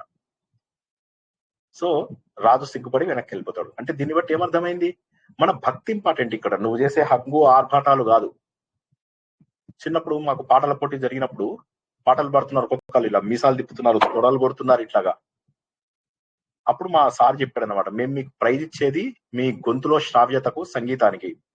మీరు వేసే పిచ్చి వేషాలకు మేము ఇక్కడ ప్రైజులు ఇవ్వము. ఈ పిచ్చి వేషాలు మీరు రోడ్ల మీద వేస్తే జనాలు 10 పైసలు వేస్తారు అని అన్నాడు. అది ఇప్పుడు మనం చేస్తున్నది ఆ పిచ్చి వేషాలు. మనస్ఫూర్తిగా గుండెల నిండుగా భగవంతుడికి చేసేటటువంటి ప్రతి పని భగవంతుడి పనే. మనమందరము భగవంతుడికి చెందిన వారము. మనం చేసేటటువంటి ప్రతి శుభకార్యము భగవంతుడి పనే. మనం సేవించే ప్రతి శుద్ధ సాత్వికమైనటువంటిది భగవంతుడివే. మనం చేసేటటువంటి అన్ని శుభకార్యాలు భగవంతుడివే. మనం నివసించే అన్ని ప్రదేశాలు భగవంతుడివే. భగవంతుడు మనకిచ్చిన దాంతోనే భగవత్ స్వరూపులైనటువంటి వ్యక్తులందరినీ మనం సేవించాలి. కాబట్టి భగవంతుణ్ణి మన గుండెలలో నింపుకుని మనం చేయవలసినటువంటి దానాన్ని సంతోషంగా చేయాలి. ఆ దానం గురించి చెప్పేటటువంటిదే ఈ తర్వాతి శ్లోకము. అసలు బ్రాహ్మణులకు దానం ఎందుకు ఇవ్వాలి? నటులకు, నర్తకులకు దానం ఎందుకు ఇవ్వాలి? సేవకులకు మనం ఎందుకు డబ్బు ఇవ్వాలి? ఇంట్లో పనిచేసే వర్కర్స్ కి, వాళ్ళకి. అసలు రాజులకు డబ్బు అవసరం ఏముంది? రాజులకు ఎందుకు డబ్బు ఇవ్వాలి? ఈ 4 కూడా దానం రూపంలోనే ఇస్తాం కదా మనం. అంటే మనకి కొంత ఇదిన్నా లేకుండా మనం అవతల వాళ్ళకి ఇస్తాం కదా. ఎందుకు ఇవ్వాలి డబ్బు అని చెప్పేసి యక్షుడు అడుగుతున్నాడు. ఎందుకు ఇవ్వాలి డబ్బు? బ్రాహ్మణులకు ఎందుకు ఇవ్వాలి అసలు? బ్రాహ్మణుడికి చేసేటటువంటి ఏదైతే ఉన్నదో అది ధర్మం కోసం ఇస్తావు. సమాజం లోపల జ్ఞానాన్ని, ధర్మాన్ని కాపాడేటటువంటి బాధ్యత బ్రాహ్మడి పైన ఉన్నది. కాబట్టి అందుకోసం అని చెప్పేసి ఆయనకి ఇస్తావు. కళాకారులకు నువ్వు డబ్బులు ఎందుకు ఇస్తావు? నటులు, నర్తకులు అంటే కళాకారులు. ఎందుకు ఇస్తావు అంటే నీకు అక్కడ కీర్తి వస్తుంది. నీ కీర్తి కోసం, నీ యశస్సు కోసం కళలు ప్రోత్సహింపబడతాయి. సమాజం లోపల కళలు నిలబడతాయి. ఆ నిలబెట్టినటువంటి వ్యక్తిగా నీకు కూడా పేరు వస్తుంది. కాబట్టి నటులకు, నర్తకులకు కూడా నువ్వు తప్పకుండా డబ్బు ఇచ్చి తీరాలి. మరి వర్కర్స్ కి ఎందుకు డబ్బు ఇవ్వాలి అంటే, వారు నువ్వు ఇచ్చేటటువంటి డబ్బు పైన వారు ఆధారపడి ఉన్నారు. కాబట్టి ఇవ్వవలసిన దానికంటే ఎక్కువ డబ్బు ఇవ్వాలి. అవతల వాడు నీ దగ్గర చేయి దాచాడు అంటే వాడికి అవసరం ఉన్న దానికంటే ఒక 10 రూపాయలు ఎక్కువనే ఇవ్వాలి. వాడి పోషణ కోసం అవసరమవుతుంది. నువ్వు ఇచ్చే డబ్బుతో వాడు బిల్డింగులు కట్టుకోలేడు. కాబట్టి వాడికి జీవన భృతి కల్పించడం అనేటటువంటిది నీ పైన ఆధారపడినటువంటి వాడి జీవితం. ఇది మనము ఏ సినిమాలో నాకు జ్ఞాపకం లేదు, బ్రహ్మోత్సవమో లేకపోతే మహేష్ బాబుది అంతకంటే ముందు వచ్చిన సూపర్ హిట్ మూవీ ఏంటి? 4 అక్షరాలదే. బ్రహ్మోత్సవం కంటే ముందు వచ్చిన మూవీ ఏంటండి? పల్లెటూరు. ఆ శ్రీమంతుల లోపల వాడు ఏం చేస్తాడు? వాళ్ళ పైన ఆధారపడినటువంటి కుటుంబానికి వాడు వెళ్ళి డబ్బిస్తాడు. ఎందుకంటే ఇంకా వాడు ఎక్కడికి వెళ్తాడు? అవసరం డబ్బు అవసరమైతే ఎవరి దగ్గరికి వెళ్తాడు? మీ వర్కర్స్, మీ ఇంట్లో పనిచేసే వర్కర్స్ మీ దగ్గర కాకపోతే ఎవరి దగ్గరికి వెళ్తారు? కాబట్టి వారికి నువ్వు ఇచ్చేటటువంటి డబ్బు వారి పోషణకు, మన పైన ఆధారపడినటువంటి ప్రతి వ్యక్తికి కూడా జీవన భృతి కల్పించేటటువంటి బాధ్యత నీదే. నువ్వు నీ పిల్లలకు ఏ విధంగానైతే వారిని వాళ్ళ కాళ్ళ మీద నిలబడేలాగా చేస్తావో, అదే విధంగా నీ పైన ఆధారపడినటువంటి ప్రతి వ్యక్తికి కూడా నువ్వు జీవితం నిలబెట్టడం నీ ధర్మము. ఎంత బ్యూటిఫుల్ గా చెప్తున్నాడు అండి ధర్మరాజు. ఇప్పుడు మీరు చెప్పిన దాన్ని బట్టి దీనికి ఇక్కడ కలవదు. క్రిస్టియన్స్ వచ్చి మన ఇంట్లో పని చేస్తున్నారంటే అసలు క్రిస్టియన్స్ పెట్టుకోకూడదు, అది వేరే సంగతి. కానీ నిజంగా ఆలోచించాలి అంటే వర్కర్స్ బాధ్యత మనదే. మన ఇంట్లో పనిచేసే వర్కర్స్ బాధ్యత మనదే. మాకు ఆటో అతను పనిచేసేవాడు అని చెప్పే కదా, అతను డబ్బు అవసరం వచ్చినప్పుడల్లా అడుగుతుండేవాడు. పిల్లల్ని బాగా చదివిస్తూ ఉండేవాడు. మేము అడిగే ఏం చేస్తున్నాం అంటే, సరే ఎప్పుడు డబ్బులు ఇస్తుండేవాళ్ళం. నేను ఇస్తుండేవాడిని, మా అన్నయ్య వాళ్ళు కూడా ఇస్తుండేవాళ్ళు. అయితే నేను అనేవాడిని, నువ్వు అవసరం లేదు, నువ్వు మెల్లగా చూసుకుందాంలే అంటే అతను వినేవాడు కాదు. డబ్బులు ఎప్పటికప్పుడు తీర్చేసేవాడు. నేను మర్చిపోతే అతను ఇంటికి వచ్చి లెక్క కట్టి మళ్ళీ డబ్బులు ఇచ్చేస్తే వెళ్ళిపోతుండేవాడు. ఎన్నిసార్లు చెప్పాను, ఏముంది ఇంత చిన్న అమౌంట్స్, నాకు అసలు పెద్ద ఇది కూడా కాదు, ఏం పర్వాలేదయ్యా, నువ్వు అడుగు, పర్వాలేదు, పిల్లల్ని ఇంజనీరింగ్ చదివిస్తున్నావు అని. 2 పిల్లల్ని న్యూయార్క్ పంపించి అతను చక్కగా పిల్లల్ని సెటిల్ కూడా చేశాడు జీవితంలో. ప్రతి రూపాయి తీర్చేశాడు తెలుసా, ఒక్క రూపాయి కూడా అతను బాకీ లేడు. అంటే నేను ఏమంటానంటే మంచి వాళ్ళు లేక కాదు, వర్కర్స్ లో కొంతమంది ఉంటారు పాపం, బతికి చెడ్డారు ఏదో అంటారు కదా, అలాగ పాపం కొంతమంది జీవితంలో దెబ్బతిన్న వాళ్ళు ఉంటారు. అటువంటి వాళ్ళని చూసి వాళ్ళ జీవితంలో వెలుగులు నింపాలి. కాబట్టి భృత్యేషు అంటే భృత్యం, జీవన భృతి. భృత్యేషు భరణార్థం, భరణం అనేటటువంటిది వాళ్ళకి వాళ్ళ జీవనం గడవడానికి కోసమని తప్పకుండా ఇవ్వాలయ్యా నువ్వు. రాజుకి ఎందుకు డబ్బులు ఇస్తావు? రాజుకి ఎందుకు అంటే రాజుకు భయంతో ఇస్తావు. రాజు నీకు శిక్షల నుంచి తప్పించుకోవడానికి, రాజు నిన్ను కాపాడడానికి, నీ ఇంటికి పోలీసులు రక్షణ కల్పించడానికి, అన్ని రకాలుగా ప్రభుత్వానికి పన్నులు తప్పకుండా కట్టి తీరవలసిందే. ఇదే మాట నేను ఇంతకు ముందు కూడా చాలా సార్లు చెప్పాను. రాముడు భరతుడికి చెప్పిన మాటలు, తర్వాత అనుశాసనిక పర్వణం లోపల భీష్ముడు ధర్మరాజుకు చెప్పినటువంటి మాటలు, ఇప్పుడు మళ్ళీ ధర్మరాజే యక్షుడికి చెప్పినటువంటి మాటలు. రాజుకు ఖచ్చితంగా పన్ను కట్టి తీరాలి. ట్యాక్స్ కట్టకుండా మనల్ని మనం మంచి వాళ్ళు అనుకోవడం అత్యంత క్రూరం. ఎంతో మంది ట్యాక్సులు కూడా కట్టారు తెలుసా, అలాంటి పాపాత్ములు కూడా ఉంటారు. వాళ్ళు ఏదో కారణం చెప్తారా, మనం ట్యాక్సులు కడితే ఎక్కడ పోయిందంటే డబ్బు అని అంటాడు వాడు ఫస్ట్. అంతేగాని నా బాధ్యత, నేను ట్యాక్సులు కట్టాను, తర్వాత సంగతి తర్వాత, ముందు నువ్వు నీ డబ్బులు కట్టు ట్యాక్స్. పెద్ద పెద్ద వాళ్ళు, ఇప్పుడు మా అపార్ట్మెంట్ లో ఒక ఆయనకి 100 కోట్లు 1000 కోట్ల పైన ఉంది. వాడు ఎప్పుడు డబ్బు కట్టాడు, ట్యాక్స్ కట్టాడు. ఎందుకంటే నాది అగ్రికల్చరల్ ఇన్కమ్ అని చెప్పి చూపించుకుంటున్నట్ట. సో నేను వ్యవసాయదారుని, నాకు అవసరం లేదు.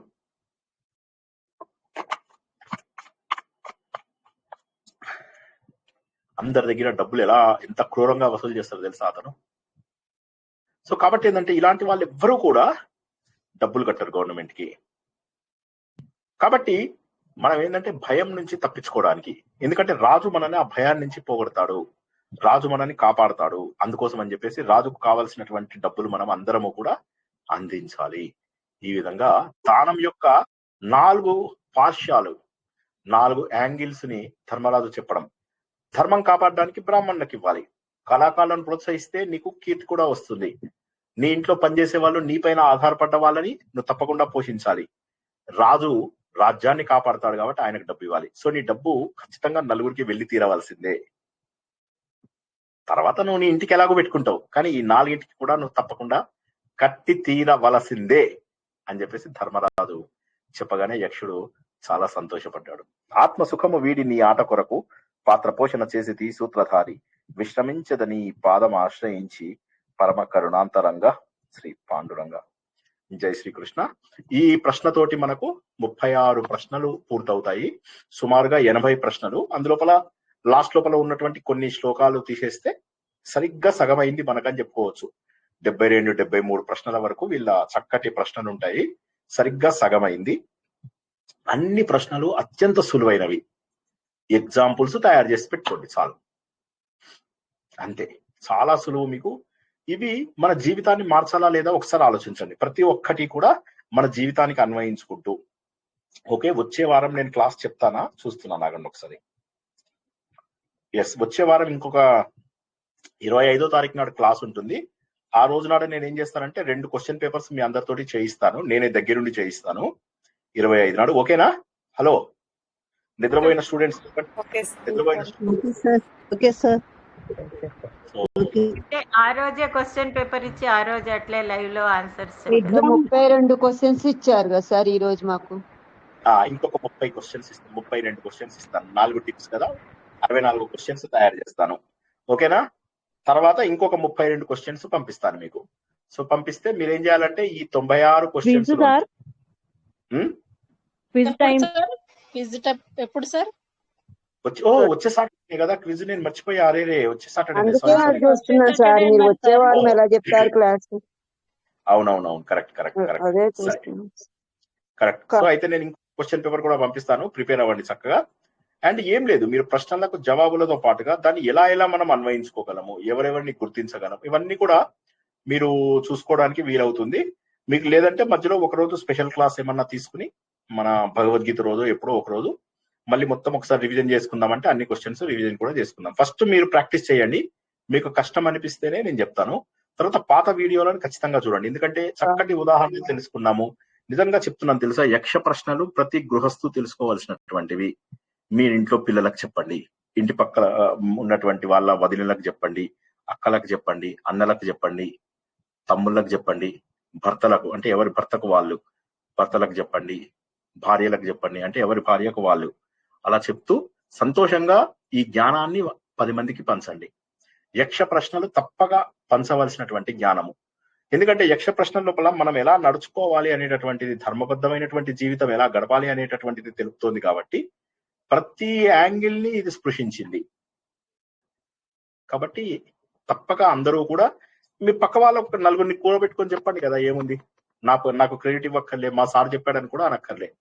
జస్ట్ నీకు 2 మాటలు చెప్తాందా, తల్లి కంటే గొప్పది భూమి, తండ్రి కంటే గొప్పవాడు ఇట్లా ఆకాశం కంటే గొప్పవాడు తండ్రి, ఇలాంటివి చెప్తూ ఉండండి. ఎందుకు వాళ్ళకి ఎక్స్ప్లెయిన్ చేయండి.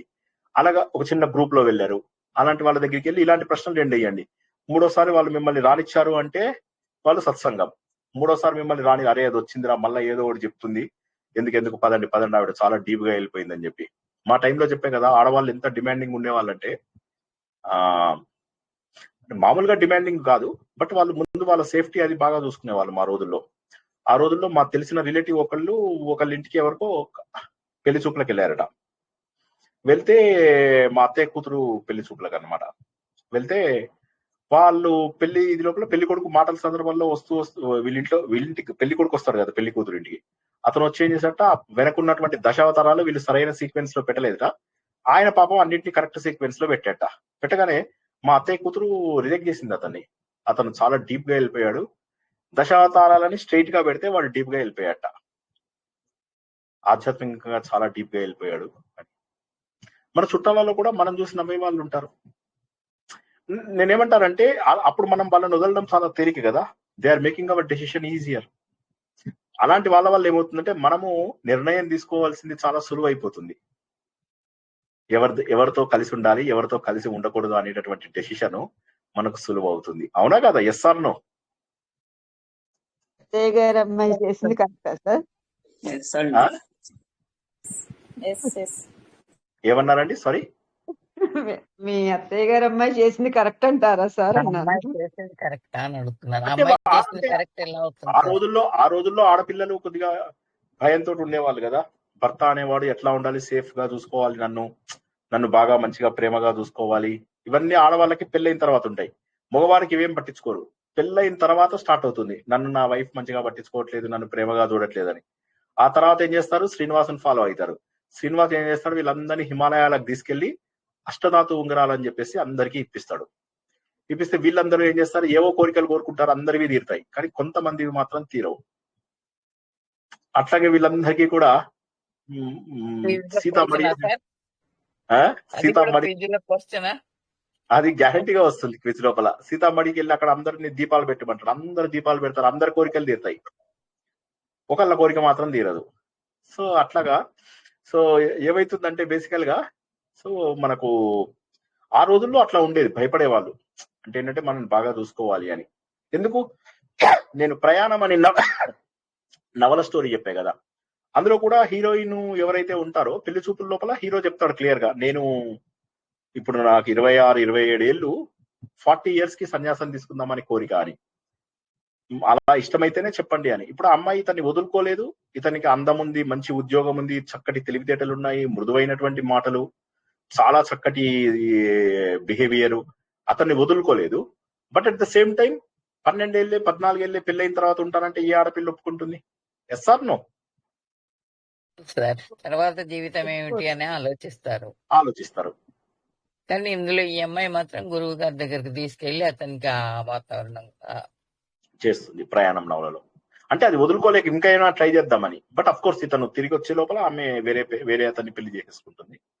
బట్ అదన్నమాట. అంటే నేను చెప్పేది ఏంటంటే అలా ఉంటుంది. బట్ ఏది అయినప్పటికీ కూడా మీరు ఈ తెలుసుకున్న జ్ఞానాన్ని ఇంకో 10 మందికి అందిస్తూ ఉంటే పట్టుకునే వాళ్ళు పట్టుకుంటారు, పట్టుకునే వాళ్ళు మిమ్మల్ని వదిలేస్తారు, సంతోషం. అది బెటర్. మనకేంటంటే మనం కష్టపడకుండా మనం వదిలేయకుండా వాళ్ళే వదిలేస్తే ఎంత సంతోషం అనిపిస్తుంది, చాలా ఇది కదా. సో అప్పుడు మనకు ఎవరు ఏదో అంటారు కదా, హంస గనక పాలను నీళ్ళని చక్కగా వేరు చేస్తుంది అన్నట్టుగా మనకు కూడా దూద్ కా దూద్ పానీ కా పానీ అని చెప్పేసి అంటారు కదా హిందీలో. అలా అయిపోతుంది. కాగల కార్యం గంధర్వులు తీర్చారంటారు. కాగల కార్యం గంధర్వులు తీర్చారు. అది ఎందుకంటారో తెలుసా? అది ఆ మాట ఎందుకంటారో ఎవరన్నా చెప్పగలరా? మనం ఆల్రెడీ తెలుసుకున్నాము. వద్దు అనుకున్నప్పుడు మనం చెప్పకుండానే వేరే వాళ్ళ చేత వస్తుంది సార్. పాండవులు అరణ్యవాసం వెళ్ళినప్పుడు భీముడు వాళ్ళని దుర్యోధను పట్టుకుంటే పోన్లే మనం చేయలేదు వాళ్ళే తీర్చారని చెప్తాడు కదండి. అప్పుడు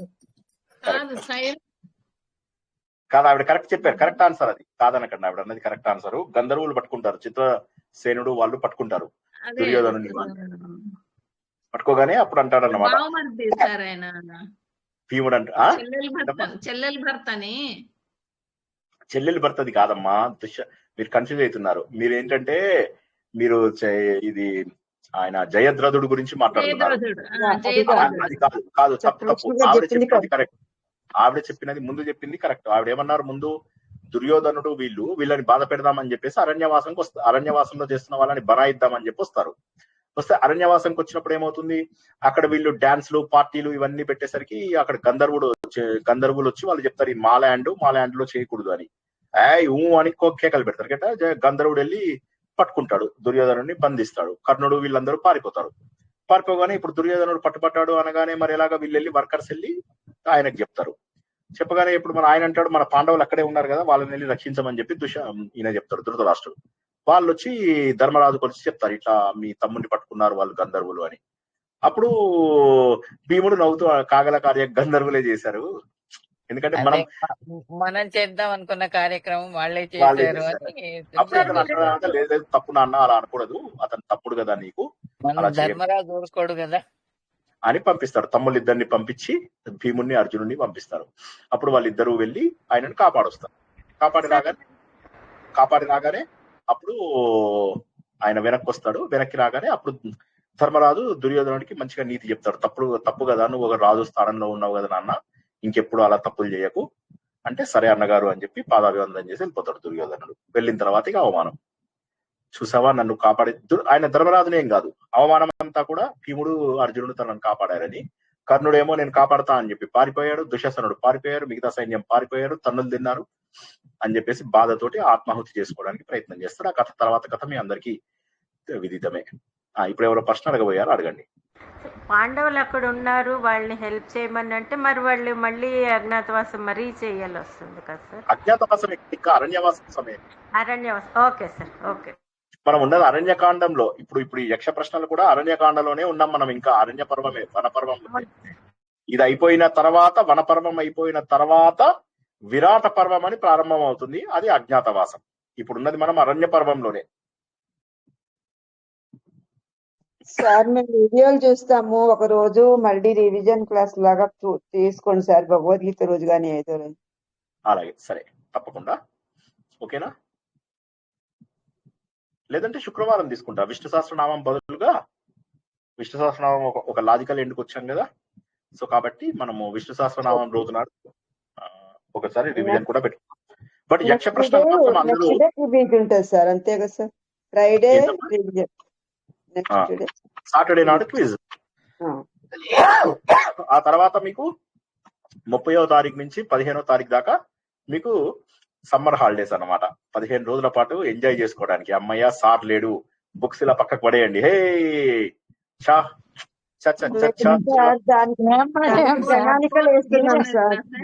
మీరే లీడర్లకు చెప్పండి క్విజులు పెట్టమని, అట్లా కొంచెం రివిజన్ అవుతుంది. టీంలకు చెప్తే మీరేం చేయాలంటే గీతాంజలి సినిమా లోపల వాళ్ళు సర్టిఫికెట్లు టోపీలు అన్ని పడేసేసి ఎంజాయ్ చేస్తారు కదా, జగడం చేసేస్తాం అట్లా. లేదా హిందీ వచ్చిన వాళ్ళు పంచి బను ఉడికే ఫిరు మస్తు గగనమే ఆజ్ మై ఆజాద్ అనుకుంటూ పాడుకోండి చక్కగా. పక్షిలా ఎగరాలి, ఇప్పుడు ఆనందంగా ఉంది, ఫ్రీడమ్ వచ్చేసింది నాకు అని పాటలు ఉంటాయి కదా, అలా ఎగిరి మంచిగా 15 రోజులు ఎంజాయ్ చేయండి. ఓకేనా? ఏం ఎంజాయ్ చేస్తారు సార్?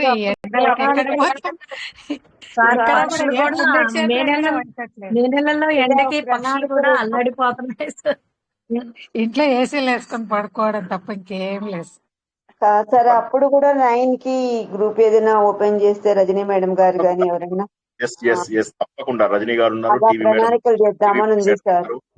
మనకు ఏదైనా అగ్రణి రివిజన్ క్లాసులు పెట్టమనండి సార్. అగ్రణి, గ్రామని, టీవీ మణి, రజని, ఈ నీళ్ళందరూ ఉన్నారు కదా, అందరు వాళ్ళందరూ కూడా ఇది ఓపెన్ చేస్తే ఆ రోజు ఏదైనా టాపిక్ ఉంటే పెట్టారనుకోండి సార్. మీరు అక్కడికి వెళ్ళాక సార్ నూతక్కి వెళ్తారు కదా సార్, మీ అనుభవాలు కూడా మాకు రోజు మెసేజ్ పెట్టండి సార్. అంటే నాకు ఇంటర్నెట్ యాక్సెస్ ఉండకపో అంటే ఫోన్ ఇస్తారో లేదో తెలియదు నాకు, ఎందుకంటే మేము జనరల్లీ ఇవ్వరు, ఫోన్స్ డిపాజిట్ చేయాల్సి వస్తుంది. సో అలా ట్రైనింగ్ కదా, ట్రైనింగ్ లో 16 రోజుల ట్రైనింగ్ కదా, జనరల్ గా ఇవ్వరు.